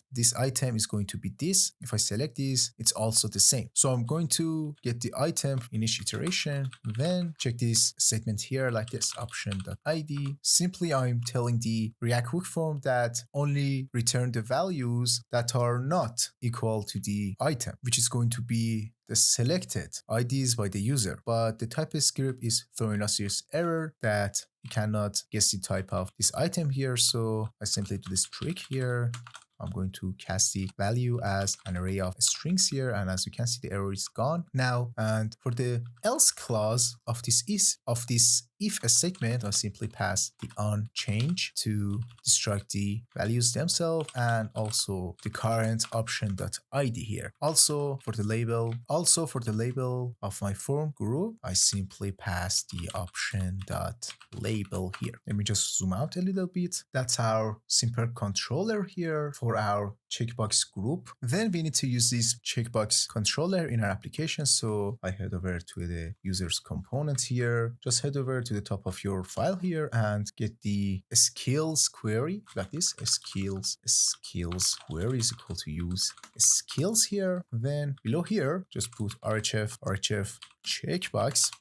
Pass the schema here as before, pass the name as skills. Just head over to your schema here as before, define the skills field like this, z.array. Each array item is going to be a string, and for the maximum selected skills, for example, I want the user to only select not more than 2 items. For the skills default value, pass the empty array. Also pass the options from the query itself, skills.data here, and for the label, simply pass the skills name. And as you can see here, but I realized that I forgot to put the key for each form control label. Simply pass the option.id. And now if I head over to my application here, you see if I select each of these skills, the corresponding fields in my form state will be selected. And if I deselect any of them, you see that the skills array is empty. But as you can see here, if I select more than 2 items for the skills field like this, we see that the user has selected more than 2 items, and as we defined it in our schema here, we want to raise an error, but we also need to show the user the error itself. So I will head over to the checkbox component here, and below this form group here, I simply pass the form helper text here, and inside it, I simply pass the error.message here. And as you can see here, if I select more than 2 items, it says that array must contain at most 2 elements. But as we told before, you can also simply change the message, for example, to test here. If I refresh it and select more than 2 items, instead of that default error message, this error will be going to show, but for the sake of this tutorial, I'm going to return it and keep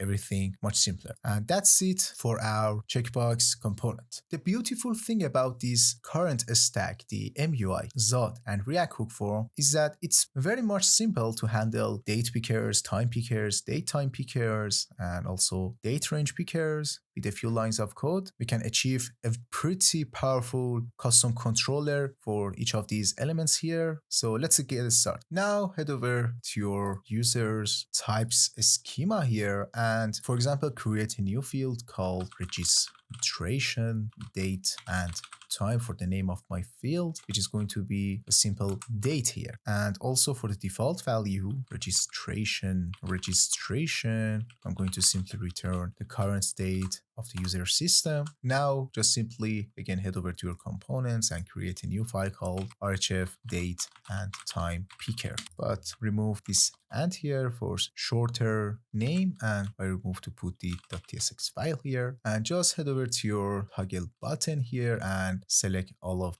these and paste it in your date time picker here, because most of them are the same. These properties are the same, and I just need to change the name to RHF date time picker. Controller is the same. Remove all of these redundant custom imports here.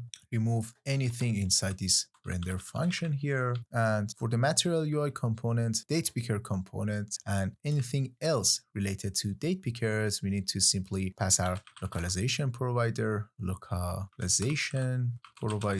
which are going to import it manually. Remove these redundant imports here. Import localization provider from MUI X date pickers. That's it, like this. But the best practice is to wrap all of your projects inside this localization provider in your, for example, main.tsx file here. At this level, I can pass the localization provider here, but for the sake of this tutorial, I'm not going to do that. Inside the localization provider, I simply import the date time picker from the xdate pickers from material UI library like this. And for the label, I simply pass the label here, but I realized that this options is redundant here, and instead of option, I need simply pass the label as a string. Also change it to string, no, not a string, the label, and just destruct the field here. And this is pretty much it. This is all the things that we need to handle for our custom date time picker component, which you can do other things, other custom things in this controller, and you have all the power here. But the thing that is bothering me here is that I need to use this self-closing tag here for my controller, not like this, and this is much better. And now if I head over to my users component here and below the checkbox, I simply pass the RHF date time picker custom component. Again, pass the schema here. For the name, I simply pass the registration date and time. And for the label, anything you want.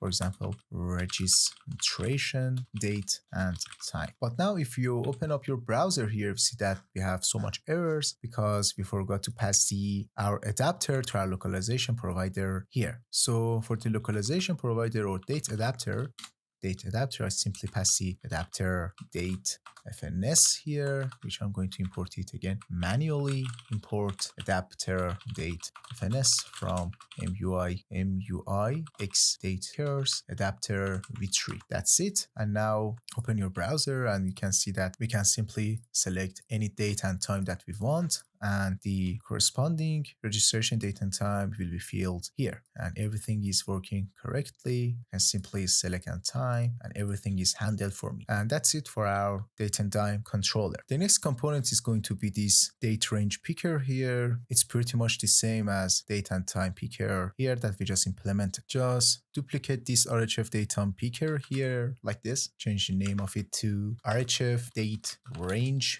picker like this. For this component, I'm not going to use any label. Remove all the label here. Change the name of the component to RHF date range picker here. For the controller, I'm going to get the value and rest field. For the render method here, the localization provider is the same as before. Instead of this component, I'm going to use date range picker here. I'm going to destruct the rest field here. And for the value, I'm going to simply pass this here, array.isArray value. Firstly, I'm going to check that if the value is an array, then return the value here. Otherwise, I'm going to return null and null. This is necessary for this component, for this controlled component to work correctly, and for the TypeScript and the runtime to not throw any errors. Then head over to your schema file here, and below registration date and time, just put former employment period, for example, or anything else. This is going to be, sorry, I have a typo here, former, and for the type, I'm going to return an array of dates here, which at maximum is going to be 2, because a range has a minimum and maximum for its values, and I can also put a mean of 2 here for better type safety for my form, like this. For the default values, I simply going to return an array with 2 dates, new date, and for the second one also I'm going to return the new date also. Then head over to the users component here, and below it, for example, I simply put the typography of Material UI here. And then, for example, I put the former employment period, and I'm going to import the date range picker. I'm going to pass the schema here, and the name is going to be former employment period. You could also put this typography inside these RHF date range picker as a label, but I prefer to show all the possible scenarios, and you are free to handle anything related to your application freely. There is no strict ways of handling things. This is the results by now. As you can see, I can select a date range between start and end date. As you can see, everything is handled by React hook form. The next component is going to be this range slider here. Just open the components again, and for example, again, copy the datetime picker here, change the name of the component to, for example, RHF slider, change the name of the component to RHF slider. The props are okay here. Everything is the same. Remove all of these localization providers here. Open an empty React fragment. For the label, I'm simply going to use a typography of Material UI, and for the slider, I simply use the slider component provided by Material UI. Simply I destruct the field here, and for example, I want to tweak a little bit of its properties. For example, I'm going to use value label display as auto to see the current value while the user is sliding the range. And for the schema itself, not this types folder here, inside the users, inside the types, inside the schema file, I simply add another field, for example, called salary range, which is going to be an array of numbers with the minimum of 2 and the maximum of, again, 2 values. And I simply initialize it as an empty array. And let me just close all of the components here. Then open your user's component. And below the date range picker, just simply add your custom slider. Here, I have a typo here in the name of this component. Let me just hit F2 on the title of the function, then change it to RHF slider. And everything is correct. I'm gonna put the schema here and the name of field as salary range. And for the label, I'm going to put the salary range here. And now if you open your application here, you see that we have an error because by default, our salary range must have a minimum and maximum. But in default values, we forgot to put the, for example, min and max of our range here. For example, I put 0 and 2000 here. And if I refresh my page, we see that everything working as expected. For the last custom controller, we are going to create a simple controller for this switch element here. Just head over to your components folder. For example, duplicate this RHF slider that we just created and change the name to RHF Switch and change also the name of the component to RHF Switch. Just remove the render function here and just simply return a simple form control label here. For the control, just pass the switch element from the Material UI, destruct the field object here, and for the checked property, just return the field.value here. Also, don't forget to put the label here, and that's it for our custom RHF switch. And for the schema, just add a simple field called isTeacher, which is going to be of type z.boolean for now, but we are going to change it later in the tutorial for some other scenarios. Now for the default values, put the isTeacher, for example, as true, and go to your user's component here below the slider, just add the RHF switch here, pass the schema here, and for the name add isTeacher. And for the label, just simply add "Are you a teacher?" And as you can see here, we have simply have our switch component also here controlled. That is it for all of our custom controllers. But the thing that we can do here, and I just realized, is that we can also make our text field component here control. As you can see here, each time that I want to use the text field, I need to pass also the helper text and the error here. But I just realized that we can handle this duplication for all of our text fields in our project by simply adding another custom controller called RHF Text Field, which is pretty simple and you can also do it yourself. But for the sake of this tutorial, we're going to implement it together also. Just create another custom component called, for example, RHF Text Field.tsx here. Go to your switch, for example, and copy all of its content, then paste it in the RHF Text Field here. We do not need any label for this custom text field, and I'm also remove this label from here and change the name to RHF Text Field.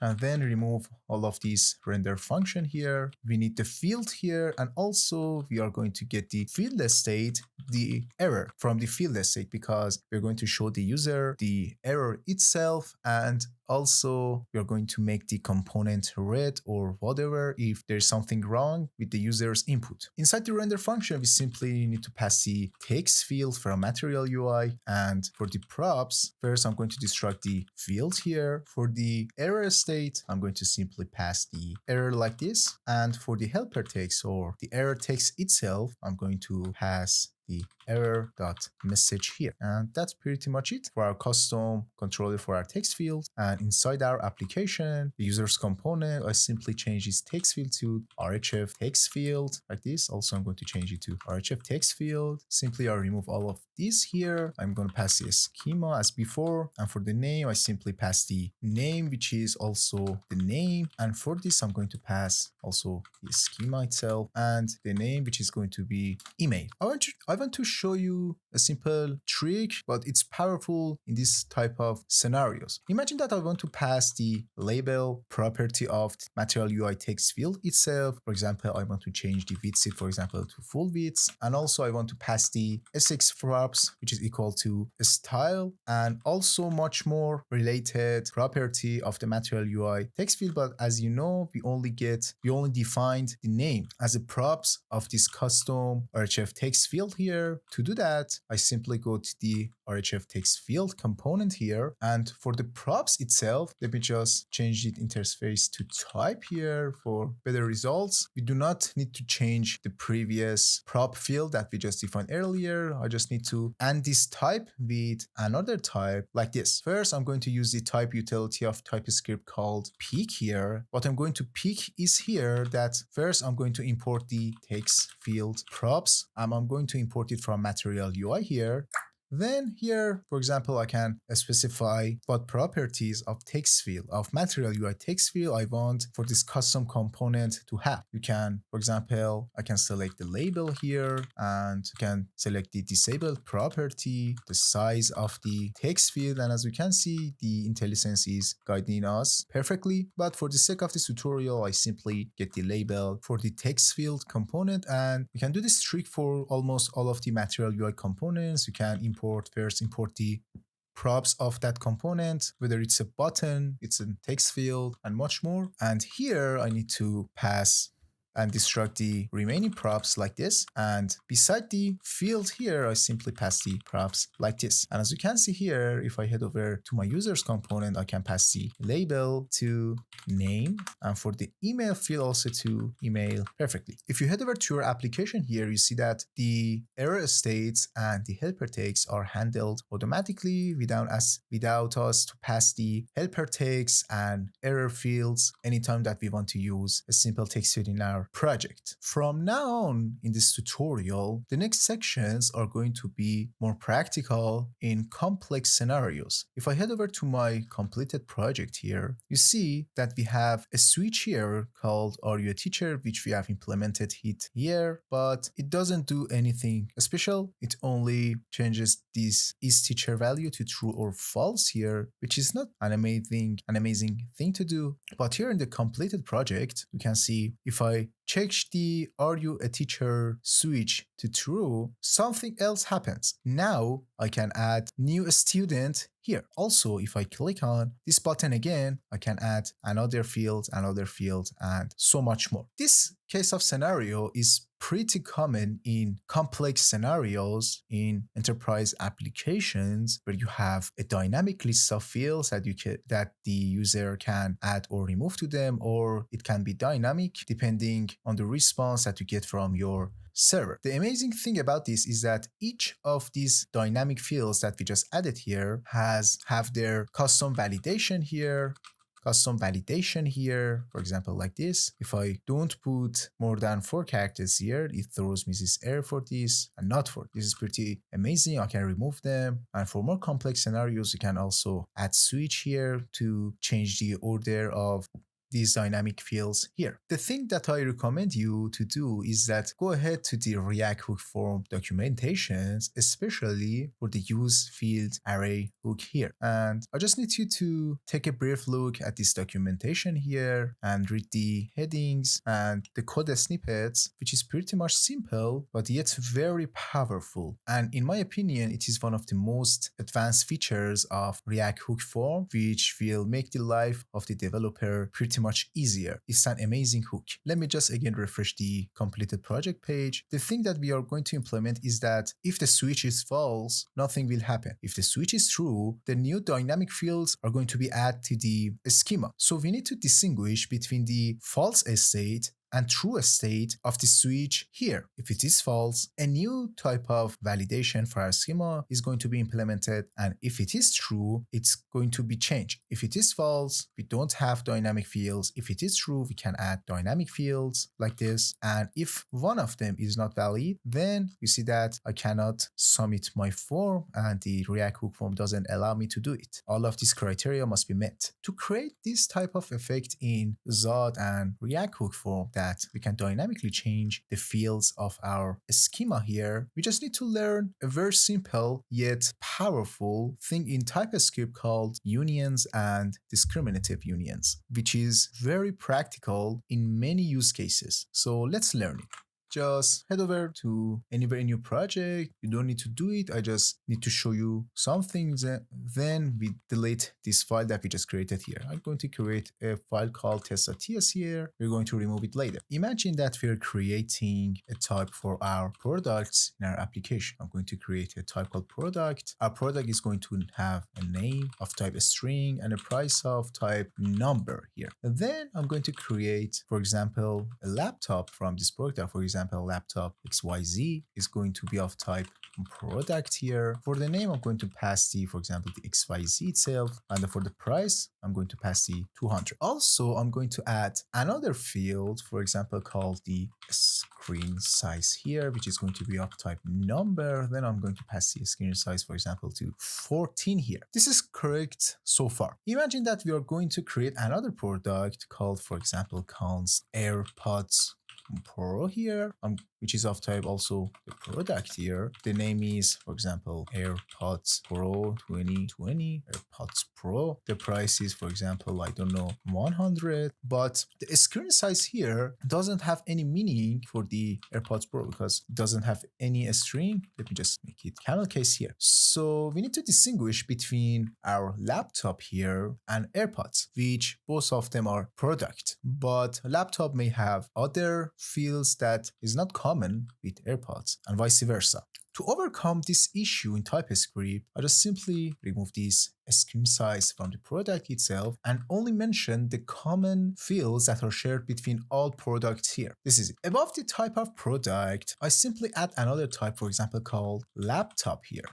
The laptop is going to have a type which is going to be laptop, and the fields that are only unique to the laptops. For example, a laptop might have a screen size here, which is of type number, the graphics, also string, and much more. Also, we have another category, for example, in our shop called headphones, not headphones, which it has a shared key like laptop called, for example, headphone here, and it has another custom field called, for example, active noise cancelling here, which is of type, for example, Boolean. It has ANC or not. And this is it for now. We call it discriminative union in TypeScript because the only thing is common between the type of laptop and type of headphone is this type field here. It can be anything. You can call it variant, product, type, and much more. But it must be something unique between each of these types here. Why do we need them? For your product type here, I'm going to put an AND operator here. Then I'm going to OR the laptop and headphone together. With this simple trick,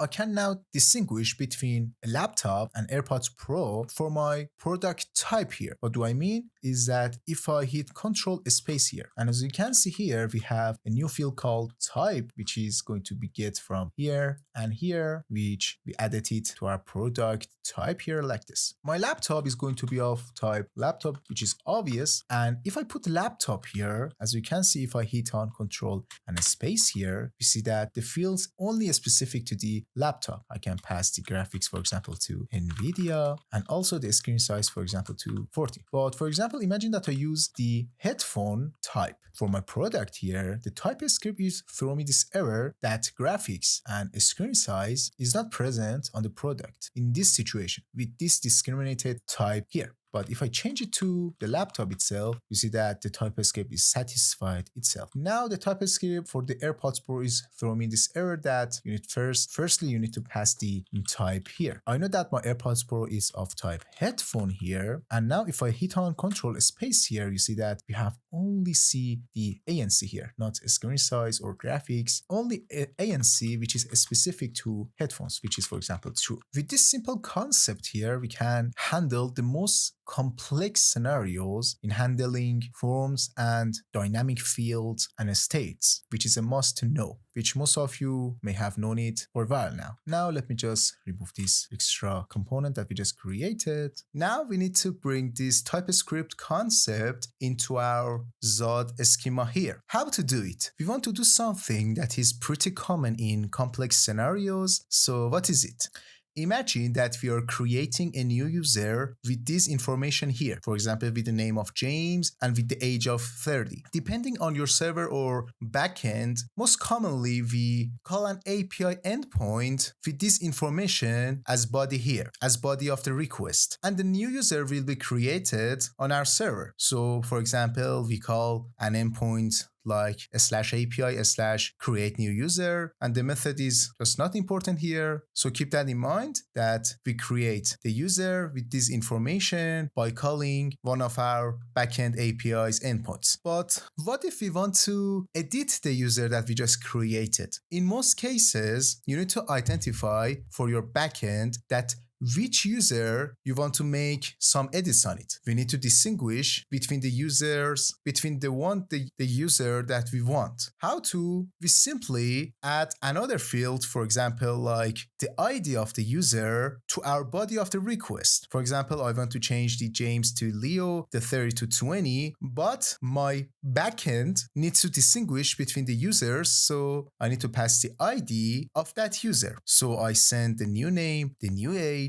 alongside with the ID of the user that I want to edit here. And for example, call another endpoint on my server here. This concept is pretty common in many scenarios where you have a single operation in your application, but with different dynamic schemas. Imagine that you have one schema that when you are creating the user has this schema here, and while you are editing that user, it has this schema with the added ID fields here. And you can extend this concept into new things. For example, when you're creating your user, you cannot specify, for example, the profile image for it, but when you are editing that user, you can simply add the profile image to the user. So you can also add, for example, the image profile field alongside with others and so much more.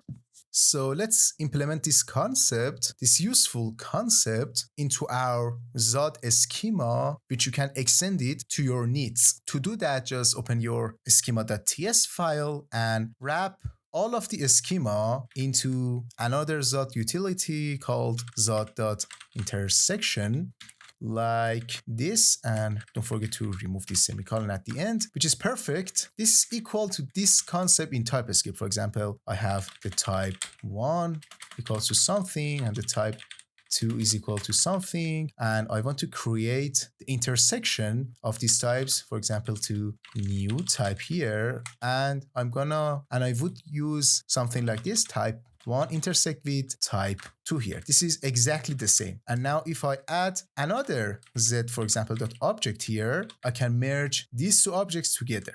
So let me just remove all of them. But as we talked before, we need the AND operator and also the OR operator. So imagine that I want to create a new type like this. Type, for example, type 1 is equal to something, type 2 is equal to something else, and type 3 something else. I want to create a new, for example, type 4, which will be equal to type 1 intersect with type 2 or type 3. Just remember the laptop and headphone example that we just talked about. We want to implement something like this with the Zod, which is pretty simple, yet very powerful. So we have the intersection part here. Just at the end of this object here, add a new comma, and we need to use another Zod utility called Zod.Discriminated union here like this. For the first argument of this utility function, I need to pass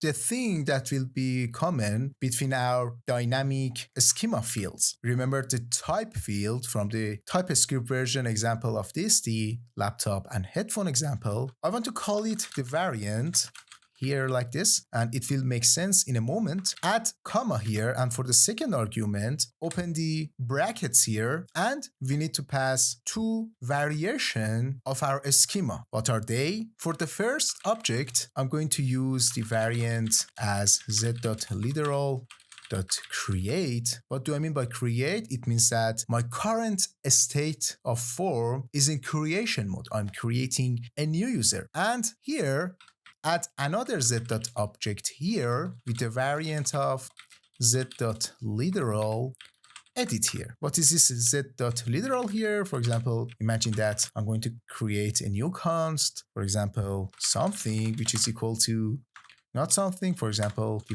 product type here, which will, for example, equal to laptop as const here, like this. This is exactly like this, so nothing very special. If we remember in our example that when we are in create state, creation variant, we don't need any extra field, but when we are in editing state, we need this ID field here. So in this variant, the create variant, we do not need any extra field, but when we are in edit mode, we need something. We need to simply add the ID of our schema like this, z.string with a minimum of 1. So with this way, we are sure that we are sending the correct data, the correct schema with the ID when we are sending the data to our server. And now for our default values, the TypeScript is throwing us this error that we need to also specify the variant of our form, which by start we are in creation mode and I need to pass the variant create. But if I change it to, for example, edit here, you see that TypeScript is not happy here, because if you are in edit mode, we need also to pass the ID. So if I hit Control space here, we see that the IntelliSense is guiding me through. And if I pass the ID, for example, to something, the error will be gone. But for the initial state of my form, I need to use the create state, not edit state. So that was the use of intersection and discriminated union in Zod, which is pretty powerful tool that you can use in complex scenarios in your application. By the help of the concept that we just implemented into our schema, we can also add these dynamic fields into our schema also and implement it into our application. So if I check the "Are you a teacher?" switch here, now I can add new fields and also I can remove them. All of these dynamic fields have their unique validation here like this. And as you can see, we have two states here for our schema. One, if the isTeacher here is false. Another state is that when the isTeacher is true. So let's implement it. We have another way to implement this concept with Zod, which has simpler syntax, but it might remove some of the useful features of Zod. But in this situation, it won't bother us at all. So let's learn that way of doing it also. To do that, at the end of your schema here, at the end of the z.intersection here, call and on it, open the parentheses here. Inside it, use z.union. Again, inside it, open the brackets and put the z.object that you want to use here. For example, let's just remove this isTeacher here and put it exactly here. isTeacher, I'm going to use z.literal false. And also another z.object when the isTeacher z.literal is true. And as you saw, if the isTeacher switch is true, I'm going to have dynamic students field. So I simply add students, which is z.array here. Each array item will be simply another Zod object, and each student is going to have simple name with a minimum characters of 4, for example. And as you can see here, the TypeScript is throwing us the error that when the isTeacher field is true, we also need to have the students field, which by start will be going an empty array. And if I change it to false, you see that TypeScript is not happy and is telling me that I must remove these students here, because when the isTeacher switch is false, we have nothing. When it is true, we have the students array here. So by default, I'm gonna use the isTeacher to false. Perfect. Now let's just implement this schema in our application. Just head over to your user's component, and to implement this kind of behavior where we have dynamic fields that we can add or remove, we can use one of the most powerful tools of React hook form library, which is the use field array hook, which is perfect for these kinds of scenarios. To use it, do like this: const destruct the object and use the use field array hook from React hook form. And inside the options here, the first thing that we need to pass is the control itself, which we'll get from the use form hook here. In this case, use form context, control, and we must pass it here like this, control, or with simpler syntax like this. And also we need to tell the React hook form that which field we need to take the control of it. So we need to pass also another option here, the name option. And for its value, as you can see here, we have a students by default from the IntelliSense. Why only a students is recommended here? If you head over to our schema here, we see that the only array of this schema, this is a string, an array of a string, an array of a string also this is array, but the only array that it has another object inside it as a schema is this students field here, which is exactly what we want as a type for this hook to work. The React hook form type system is very smart enough so it can recommend me the correct field that I can use for the name here. Perfect. Now from the destructured object, I can get many useful utility functions here and methods like append, fields, insert, move, prepend, remove, replace, swap, and update here, which the names are pretty self-explanatory. Append adds a new item to the end of the list. With fields, you can get the array itself and map over them to show the corresponding inputs. With insert, you can pass a new element at a specific location, at a specific index. With move, you can move an element up or down. The array prepend adds to the start of list. Remove adds, deletes an element from the array at a specific index. Replace the whole array. Swap and update are also explanatory. With update, you can pass the index that you want to change and also the new element that you want to change with. For a starter, we are going to use only the append method for now. Just let me hide the browser here like this. And the thing that we also need is let me just open the schema here. We need to have access to this isTeacher switch. So we want to know when show the user, just bring it back, show the user. Let me just refresh the page. We want to know when to show the user this button, for example, here, which user can add or remove fields. So I need to have access to this switch here, which is here. And in React hook form, I can simply access it like this. Const is teacher, for example, I call it isTeacher because in our schema, we called it isTeacher. isTeacher is equal to use watch from React hook form. As always, we need to pass the control here. And for the name, I'm going to use the isTeacher also. Now head over to your end of the component here and below the switch here, which is isTeacher field here, put the isTeacher here. And if isTeacher is true, we are going to render our button here like this. For the text, add new student here. On click, we want to add a new student into our field array. So what we are going to use is the append that we get from here. We're going to use the append.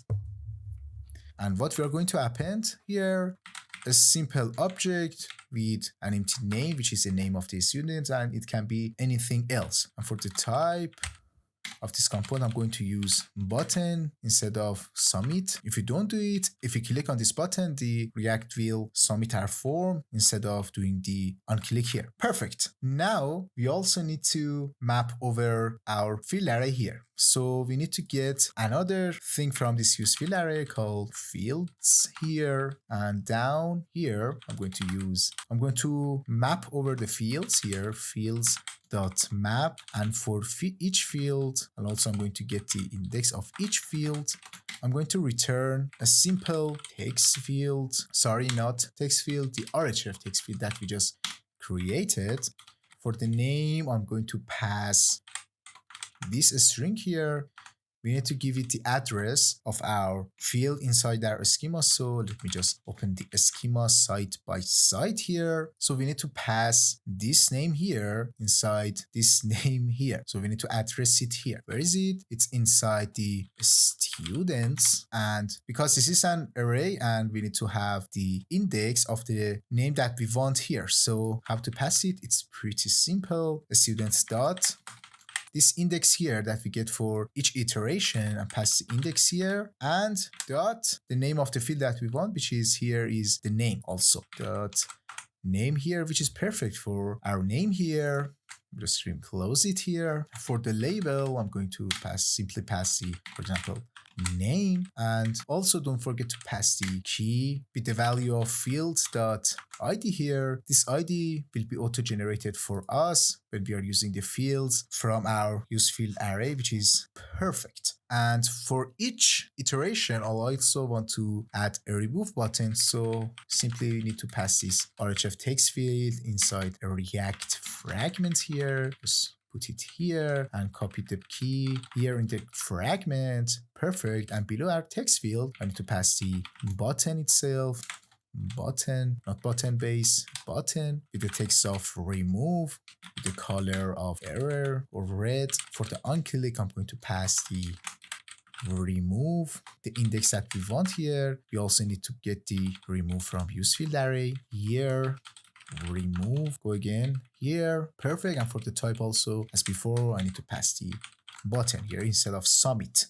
Also, another thing that I think it's better practice to do is that I want when the isTeacher switch is toggled off or false, I simply need to empty the student array, which is the correct behavior. So below here, I'm going to add another use effect and empty dependency for now. And I need to check if the isTeacher is false or is not active. I simply replace my whole field array with an empty array. So I also need to get the replace from useField array, which is perfect. And also I need to simply unregister my students array from the React hook form. If you don't do it and check the form value, after the replace is done, we have something like this inside our form data. The students will equal to undefined, which is not that we want. We also do not want to see the students at all when the switch is false inside our form logic, which is also another good practice. And it's not necessary to do this unregistered part, but for the sake of this tutorial, I'm going to put it here. And also I need to get the unregistered from our useForm context here like this. And for the dependencies here, I simply use the quick fix here and pass isTeacher, replace, and unregister here. Perfect. And now if you head over to our application and refresh the page itself, if I change it to true, this switch, the button is here because we specified that if the isTeacher is true, I'm going to see a new button with the text of add new student here. If I click on it, you see that a new field here is added to my fields here, which we're going to have the validation that we specified inside our schema here. We specified that at least the name of the student must be at least 4 characters, which is exactly that we have here. Perfect. I can add new students here like this. Each of them will going to have their specific validation, and I can also remove them one by one, and I can also again make the switch false. Let me just add a few fake students here.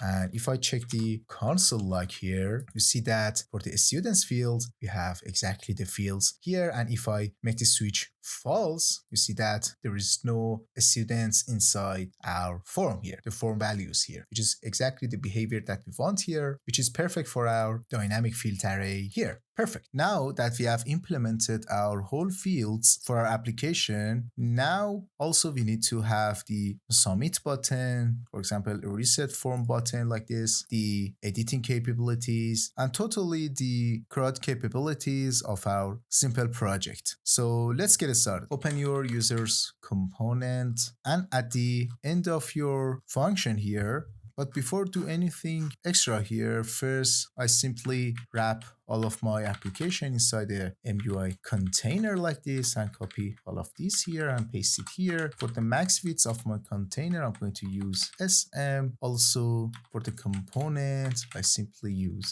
the form, HTML form here. So all of these container will be considered as a form HTML element, and that's it for now. And now if I check the application here, you see that there is a nice padding between the edge of the browser and my application content itself. Just for now, consider using it. Now again, head over to the end of your application here, and here above the last stack here, we need to add another stack for the containers. For the container for our buttons, for the direction, I'm going to use flex direction of row. I need to justify the content space between so the buttons are separated by each other. Inside this stack, I simply need to pass two buttons, one for creating new user for now with the type of submit here, submit, and another button just for resetting our form, just to show you the capabilities of React Hook Form library. On click, I simply need to pass a simple handle, for example, reset function here, and at the top of our component here, I simply define it. It's pretty simple, just create a simple handle function, which is equal to reset with the default values that we defined it inside our schema here. So whenever the user clicks on the reset button, just let me bring it from the use form hook here, reset like this. And whenever the user clicks on the reset button, the form values will be reset to these values, these default values that we defined in our application. This is one of another use cases of the default values for our form. So now if you check our application here like this, if I put something here in my field, select anything that I want, and if I hit on reset button here, you see that the form state is the initial state of my form. And if I click on new user, nothing will be happening because we haven't implemented this new user button here. So by implementing it in the next section of video, we can mutate our database, our server, and add a new user on it. So let's get started. Now, the thing that is needed here is that when the user clicks on this new user button, it submits our form data to our fake backend here, which is running on our local port. To implement the new user button functionalities, just close everything here, then open your file explorer and go to the services folder, then the mutations.ts file here, open it. Just for your information, it doesn't matter how you handle your form submissions and your communications with your backend server. It doesn't matter at all. For the sake of this tutorial, I'm just showing you one of the ways that you can post your data to the server and API endpoints. It doesn't matter how you handle it. And in this tutorial, we're going to do it with React Query. We're going to do our mutations with React Query, which is very powerful, very easy to use and maintain. To create a mutation with React Query, we do something like this. I'm going to export a function, a hook called useCreateUser. Inside this hook, I'm going to return another hook called useMutation, and I'm going to import it from Tanstack React Query here, like this. Inside it, as a mutation options, I simply need to pass a mutation function which is responsible for communicating with the server. It's going to be of type an asynchronous function. This async function is going to get some data, which is of type our schema, which we defined earlier in the tutorial here. And for the function itself, we simply need to create a simple axios.post. Let me just import the axios here, axios.post to the endpoint of our API, which is HTTP localhost on our 8080 port at the route of users with the data here, which we are going to pass to this mutation function in a moment. When the mutation function is done, I remind you again that all of these are related to React Query and it's not React Hook Form specific. When this mutation function is done or resolved, on the onSuccess event of this useMutation hook here, I'm going to do something. I'm going to pass an async function. After that, our user is created. Then we need to update the list of the users in our application, which technically this process is called invalidation. It's pretty simple with the help of React Query. So below the useCreateUser hook here, I need to create a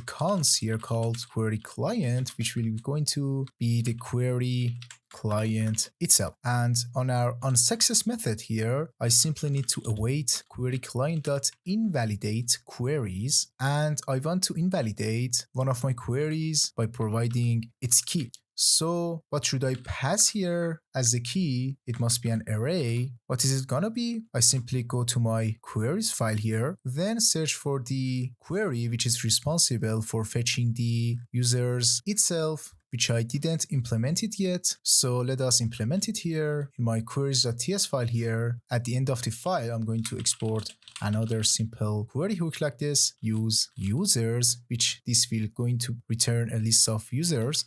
Return use query here. For the query key, I'm going to pass the users key. For the query function also, I'm going to pass a function like this, axios.get. And for the endpoint itself, I simply pass the HTTP local host on the port of 8080 and the endpoint of users here. By now, this query function will return the list of the users, but it's not pretty functional in TypeScript because we don't have any IntelliSense here. To get around this, I simply need to provide the return of this function with types. So this function will be of type promise, and it will be going to return a list of options like this. Then I simply need to get the response of my query function. Then I simply need to map over the data, but also the return of this axios.get method here is not obvious for TypeScript here. So we need to pass another type here as a generic. Imagine that this endpoint returns the list of users with another shape, and your application will going to consume the result of this API call with another shape. So we need to convert our API response to a shape or type that it can be consumable for our front-end application, which is pretty common in communicating between client side and backend side of any project. So this endpoint will return the list of users here. And if I head over to my fake backend here and go to the db.json file here, if I go down here, for the sake of this tutorial, I have created a few users here for you to see the shape of each user in our database. So by now, I know that my fake backend, my mock backend will return the shape of the user like this. And I simply need to make it a type in my application for each user that my backend will return. For better organization of our code, I create another file type in my types folder called API types here.ts. If you remember, we talked about the discriminated unions in TypeScript, and my application needs to create and edit the created user by our client. So our API types will going to have a type, for example, create, and the type of edit here, which the variant will be edit. And on the edit variation of our API post call, I also need to pass the ID here, because when we are creating, there's no need to provide the ID of the user itself because the backend will generate it automatically. But when we are editing a user or an entity on our server, we always need to pass the ID of the desired user. Some of the fields are common between the create and edit phase of our API call. In a few moments, you will understand why are these going to be very useful in the future. I will create another type called, for example, type common here, and I simply pass the shape of the user that the backend will return. We have email field, name, states, gender, language spoken, which are exactly the fields that exist on my database here. So by now, I know that my user returning from the server will going to have these fields, and depending on the situation that I'm creating or editing the user, I'm going to pass the ID or not pass it depending on the situation. So I need to export it for now, for the future, and below here I simply need to export another type called API create edit, which will be going the intersection of common with the unions of create and edit here, create or edit here. And also the get user API call type will be going to this edit here, and the common type here like this. These types that we implemented here are pretty useful if you want to maintain your application and extend the scale of your application very easily. And these scenarios will happen so much in real world cases. For example, first you need to create the shape of the response of your backend. For example, the put request, the post request, the get request, all of it are gonna be handled by you for better type safety and better maintainability. So now the thing that I want from this file here for now is this API get here. So if I head over to my queries.ts file again, I can simply pass the API get here as a generic like this, and I'm going to import it. Then it's going to be a list of API get or a list of users here. Then I can simply easily, let me just remove this map here. I can simply map over the response returning from this API call, and I simply call each iteration user. And for each iteration, I simply hit Control space here, which the IntelliSense is not working. I don't know why. I need to return a list of option here, which will going to have ID and a label. And I'm going to use this users query to show our client the list of users to manage it, to manage them. ID is going to be user.id, and the label also is going to be user.name. But I realized that I can pass anything here and the type safety is not working. In these situations, you need to simply force TypeScript to guess the types and help you in the future. So I'm going to use satisfies option here. And if I, for example, put another field which is not exist on the option type, it's gonna return us an error. And if I, for example, don't provide the required field, it's also gonna return me the error. We can also use the as here, but I most of the time prefer satisfies in most situations. Now that I implemented this use queries hook here, I can simply use it in my application. So I simply head over to the users component here. Then I'm going to initialize the created query earlier, const users query use users here. Now I need to render the users query data in my application. So exactly below the container of our form, I simply create a list for the subheader. Let me just import it from Material UI. For the subheader of this, I simply put the list subheader with the name of the users. Inside the list itself, I'm going to map over the useQuery.data.map. For each iteration, I simply return a list item with the key of user.id, and I simply disable the padding of my list for better appearance. Then inside each list item, I simply return a list item button, so when the user clicks on each item of my list, it will gonna do something in the future. Open it here, and on click of it, just put the handle user click handler here.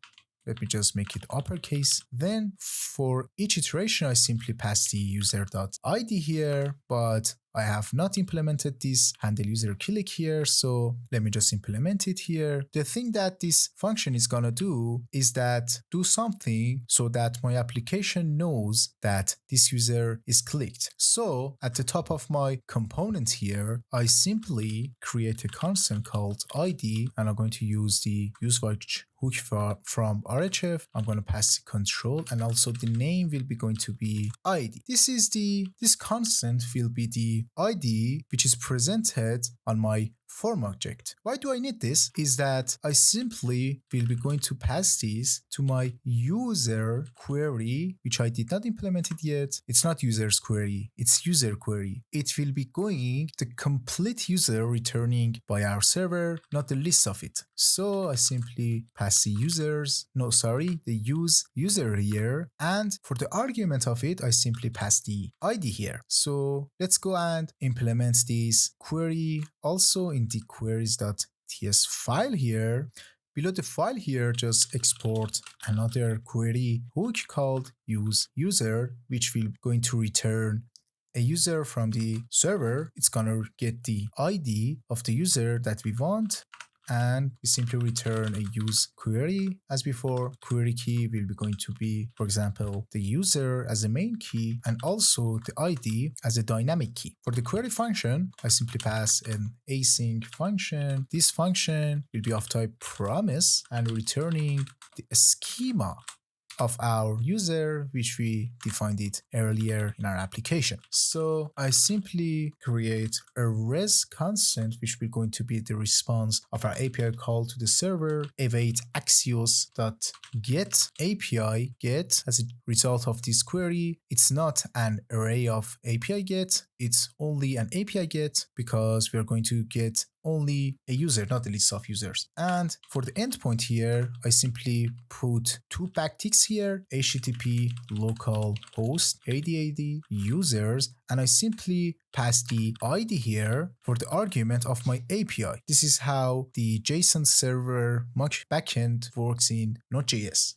But it might be different with your case. And instead of doing like this, I simply destruct the result and simply return the data from it. Then I simply need to return an object with the shape of my schema. As you can see, the IntelliSense is working because we provided the result of our API call function. So inside our return here, for the variant, I simply pass the edit. So my application now knows that we are in editing mode. And when the variant is on edit here, I can simply pass the ID, which will be going to be the data.id here. But for example, if I put it as create, you see that the ID is not available when the variant is create, which we discussed thoroughly earlier before. Edit here, for the name, I simply pass the res.name, not res, the data.name. Email will be going to be data.email. The former employment period will be going to be new date, data.former employment period for the first index of this array here. And for the second also, I simply pass the new date, data.former employment with the index of 1. For the gender, I simply pass the rest of gender. Pretty straightforward. Languages spoken will be going to be languages spoken. Registration date and time will be new date. Data.registration date and time. Salary range will be going to be data.salary range. First index and the second index salary range. Also skills are gonna be the data.skills, states, data.states here, students, data.students, is teacher also gonna be data.is_teacher here. Sorry, there's a typo here, put it states here. As you can see here that everything is working just fine. The TypeScript is very happy. And by now I have created a use user hook that it will return the desired user by providing the ID of the user that I want here. So let's use this use user hook in our application. Let me just import this use user hook here. And also we're going to pass the ID available on our ID form field to this user hook query, but we never change the ID on our form to the desired ID. So if you remember, we put the handle user click whenever our user clicks on each list item in our form. So wherever you want in the application, create this function const handle user click here, which is going to pass the ID and of type string, and we're going to set the value. Let me just get it from our form here. Set value from our use form hook here. This utility will change any of your form fields to whatever you want. So I need to change the ID field of my form to the passing ID to the handle user click handler function. So head over down here. Perfect. And I want to make this button selected on a certain condition. So I'm going to pass the selected when the ID of my form, the ID here, when it's equal to the user.id here. And for the text of each list item, I simply pass the list item text here with the label of user label here. And now if we head over to our application here, we see that we have the list of the user. You might not see them because your backend server is empty, but we're gonna create some other users in a few moments. Let me just make this app a little bit more beautiful. So put all of the things inside the main container of your application inside a stack. Select all the things here except the ending container here. Put it inside this stack here. For the direction of this stack, I simply put the flex direction of row. And for the gap, I simply pass the 2. As you can see here, the list of users is left and our form is on the right. And you can see that whenever I click on one of these list items here, nothing happens, but as you can see, it will be going to be selected because this ID is now equal to user.id. So if I now like this ID here, for example, below the list here, for example, I simply pass the ID here. You see that whenever I click on each list item, you see that the ID of that user is now saved on the ID constant here, and this ID is also the ID presenting on my form field. Now that we have this ID, by clicking on one of the list items here, I can simply get the corresponding user entity from the server and populate my entire form with the fetched data. So let's implement this behavior also. But I forgot something to do in the queries.ts file here. We have provided the query key, the query function. Also, exactly after the query function method here, I simply pass the enabled to this here. This will only call this query function here whenever the ID is not a false value. For example, if I not provide this function, this query function might run even when the ID is not provided, and it might cause some problems in our application. So whenever the ID is provided, whenever I'm sure that we have valid ID and not false ID here, I can simply call this endpoint to fetch the user with the corresponding ID here. It's React query specific, not React quick form specific. Let me just close this. To populate the form with the user query data fetched from server, we simply need to create another use effect here. Whenever you want, use effect. And for dependency, don't pass anything for now. And if the user query.data is defined, I just want to simply reset my form with the user query.data here. And I use ESLint to provide the dependencies for the use effect dependencies array. Now, if I refresh my page, and for example, if I click on David, you see that my form is perfectly populated with the David data fetched from the server. If I click on Robert, you see that the values are fetched from the server. If I click, for example, on John, you see that everything is working perfectly. If I hit on reset, you see that the David is now selected, is now not selected, and all of the fields have been reset to their initial state. And again, if I click on Robert, John, and anything else, you see that everything is working perfectly.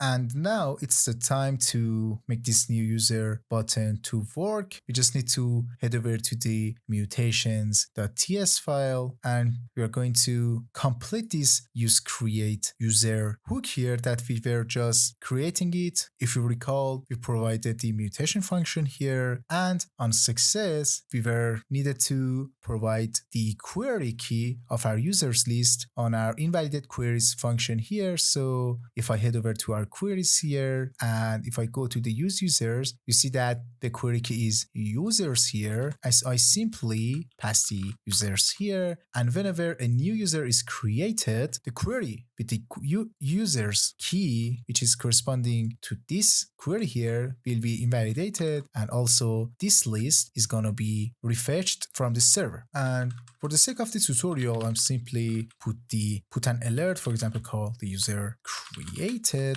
like this. Now, if I head over to the users.tsx file here, I simply need to do something when the form is submitted to the server. So on our form component here, I simply, on the onSubmit event, I simply pass the handle submit here, which is not defined as simply, we can get it from our useForm hook here, like this. It will do anything related to checking the form validations before submitting. It prevents the page to reload and many other useful features. And also, whenever we submit our form, it will pass the current data on our form to the function that we provide here in the handle submit argument. I simply need to pass a onSubmit function here, which I will create it here, const onSubmit. For the arguments, I'm going to use the submit handler type on the React hook form and pass the schema of my form as a generic here is equal to this function data here. I simply do something when the handle submit function is called. And now, for example, I want to do something depending on the situation. If variant is equal to create or edit, which the variant is not defined yet. So for example, here I simply define it here, const variant of my form will be going to pass the control here and also get the variant from the form. And also here for the onSubmit function, if the variant is create, then we know that we are creating a new user, else we know that the variant is, for example, of type edit here. But for the simplicity, I simply pass the else clause here because we know that by now the variant is of type edit, so I can edit the user here, the user, and if the variant is create, I can create my user. We defined our create user mutation earlier, so I simply need to initialize it, create a user mutation. We're going to be create user here, and whenever we submit our form with the variation of create, I simply call the user mutation dot mutate like this. And also I simply pass the data to my create user mutation here, and we need to test whether it works or not. So if I refresh my application, for example, put something here. If you check it now, you see that if I click on new user, nothing works and the form won't be submitted. It's only because of this handle submit function, which we get it from our use form here, which is pretty useful in the React hook form. I pass an email here, fake state, gender, and if I click on new user, you see that nothing is working. What is the problem here? The problem was because of a typo here, the mutations.ts file here. Instead of localhost, I provided localhost without the L here. And now if you test our application here, let me just refresh the page. You see that I created this user just now. Let me just revert it to the previous state, and now everything is reverted to its initial. And if I, for example, put test here, I accidentally clicked on John here. Let me just refresh the page again. test@test.com, for example. For states, I simply select all of them. Mail, I gonna tick all of it, where I must contain at most 2 elements because of my validation here, and for this also. And I simply click on the new user here, and as we can see here, the user has been created, and also the user's list has been invalidated because of this line here. So when we create our user and this mutation function on create user hook is done, this onSuccess will run and will invalidate the user's query like this. So if I create another user with the name of test2, for example, and click on test2, if I OK on the alert here, which is the success alert, you see that the test2 here, for example, I can switch between all of these data here, which is perfect. We have done something very amazing here. It's working pretty amazing. We can simply switch between the created users. The form will be populated with the fetch data from the server. And now the only thing that is remaining is that we need to somehow also edit the users from the list. For example, if I click on Robert and change the Robert to, for example, Max, and click on, for example, an edit user button here, the user will be updated on the server.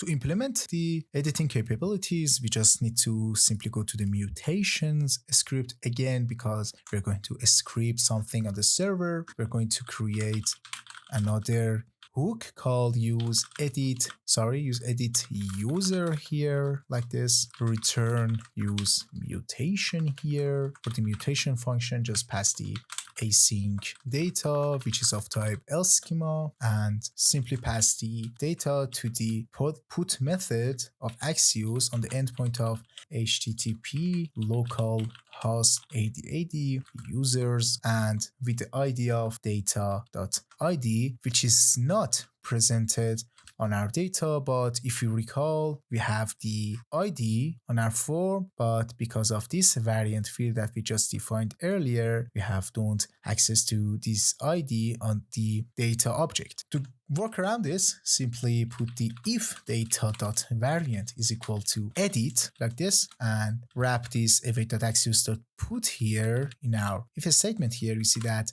the Typescript error is gone, which is perfect for now. And for the data also, we need to pass the data to update our user.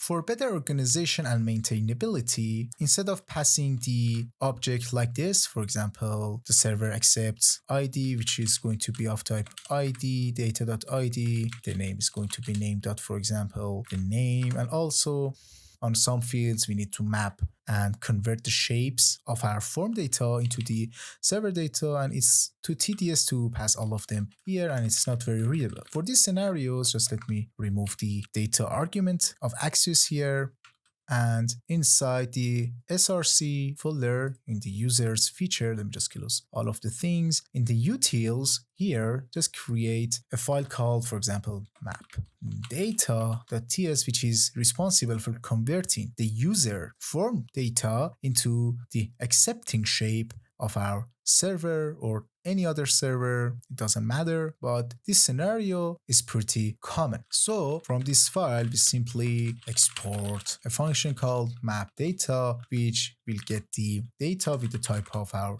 form schema, and this will going to return this type that we defined earlier, API create edit type here. If you recall, it's going to be the shape accepted by the backend of our backend. So we simply want this function to be responsible for both converting the form data on both create and edit variations, which is pretty doable by using the Typescript capabilities. So there is, if you recall, and if I open the API types file here, if you recall that there were so many common fields between the create and edit variation of our form submitting. In other scenarios, it might be much different, but in our situation, just for learning purposes, the only field that is not common between the creation and edit is this simple id.string id field here, but it's very important. And if you recall, we have exported this common type from this file here. So inside our map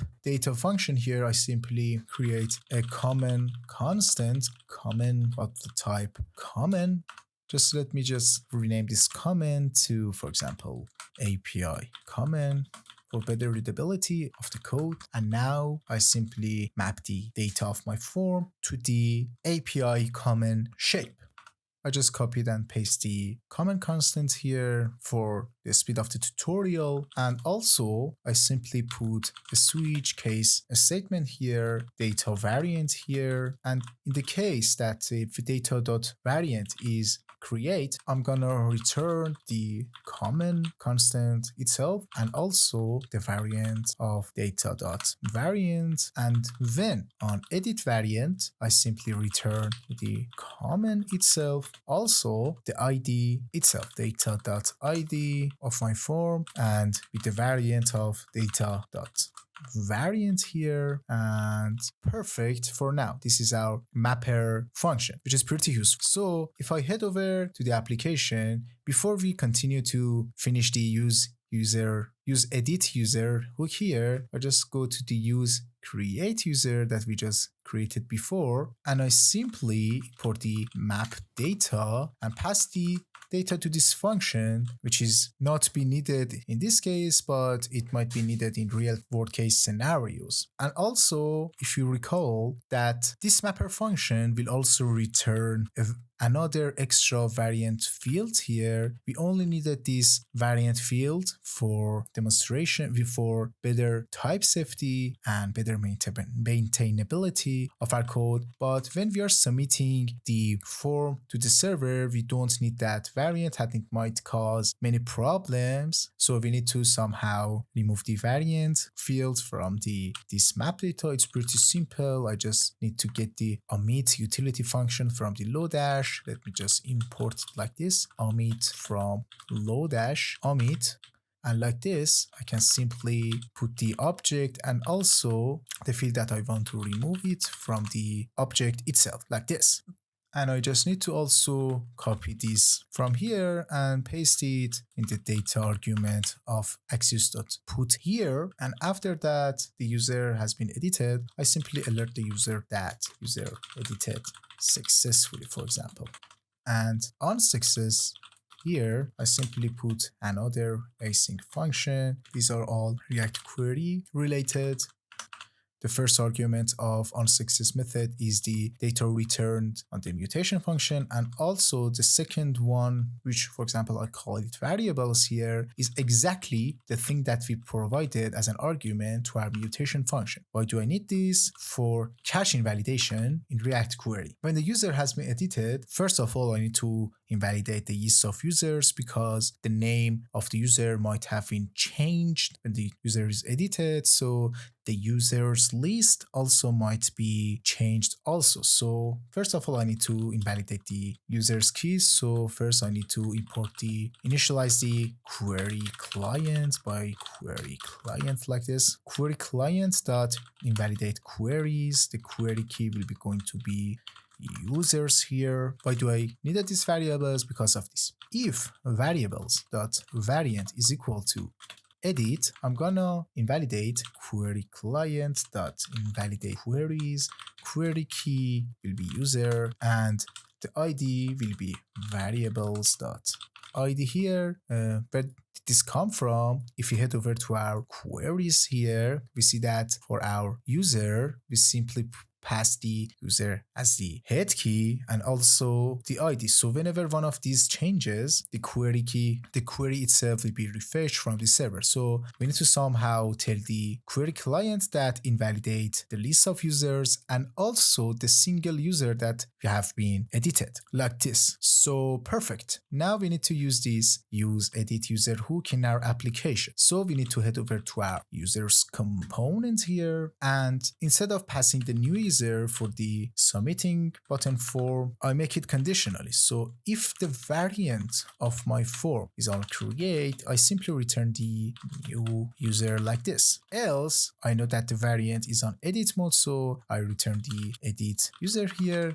and let me make this button of type contain for you to see better. And now if we head over to our application, for example, I click on Robert here, and if I, for example, uncheck this and change a Robert, for example, to Max, and if I hit on edit user, we see that something is wrong with our application. So let me just check it out. The problem was that we forgot to implement the else clause of our onSubmit function, which is pretty simple. We just need to initialize the edit user mutation like this, use edit user from our mutations file, and I simply use the mutate method on edit user mutation, and I'm gonna pass the data itself. Now if I refresh my application here and for example click on Robert, change it to Max here and click on edit, in these situations that we see that our form is not working correctly, we simply need to know why it's not submitting our data to the server, because I know that when I click on edit user, the edit user mutation must be called, and when the user is created, it must show me an alert. But by now I know that even this function won't be run because this handle submit here does not allow the onSubmit function to be run. Why? Because there might be something wrong with the validation on my form, but maybe I don't see it on my form here. Because to solve that, for example, I need to parse the form value on the Zod schema. It's pretty simple yet very powerful in these situations. So I simply create a test button here. I'm going to call it parse here. On click, I simply pass a function which is going to be a schema. This is the schema that we just defined earlier. Schema.parse method on it with the current value of our form, get values, which we are going to get this from our use form context here, like this, get values here. Now, if I click on the parse button and open the browser console, you see that the Zod is throwing me this error that for the ID field, we expected a string but received a number. And if we head over to our backend server here, we see that the ID of each user is saved on the database, on the fake database, as a number, but we defined the ID returning from the database as a string, which is causing us this validation error, which is one of the amazing features of Zod, which will prevent these types of mistakes in our application. So now that I change the string to number here, we see that other files are throwing me the error. If I head over to the queries, we see that the ID, this line has an error. It says that the type number is not assignable to type string. So we must convert this right side of the equation from number to a string. We have another error here. What is this? So also we need to change the right side to a string also, a string like this. And also here, just change the ID to a string also and remove this satisfies option here because we don't need it. And now if I refresh my page, if I click on Robert, and finally if I change the Robert to Max, and if I click on edit here, you see that the Robert has been changed to Max. For example, I can also change the email to Max and click on enter. You see that the accessibility is correct also, and everything is correct. If the form is not valid, and if I click on edit, you see that the field has been focused automatically. So we need to solve the validation here. For example, I can remove these here and click on the edit user, and if I refresh the page, we see that the Max has been edited successfully. I also check the salary, for example, the slider here.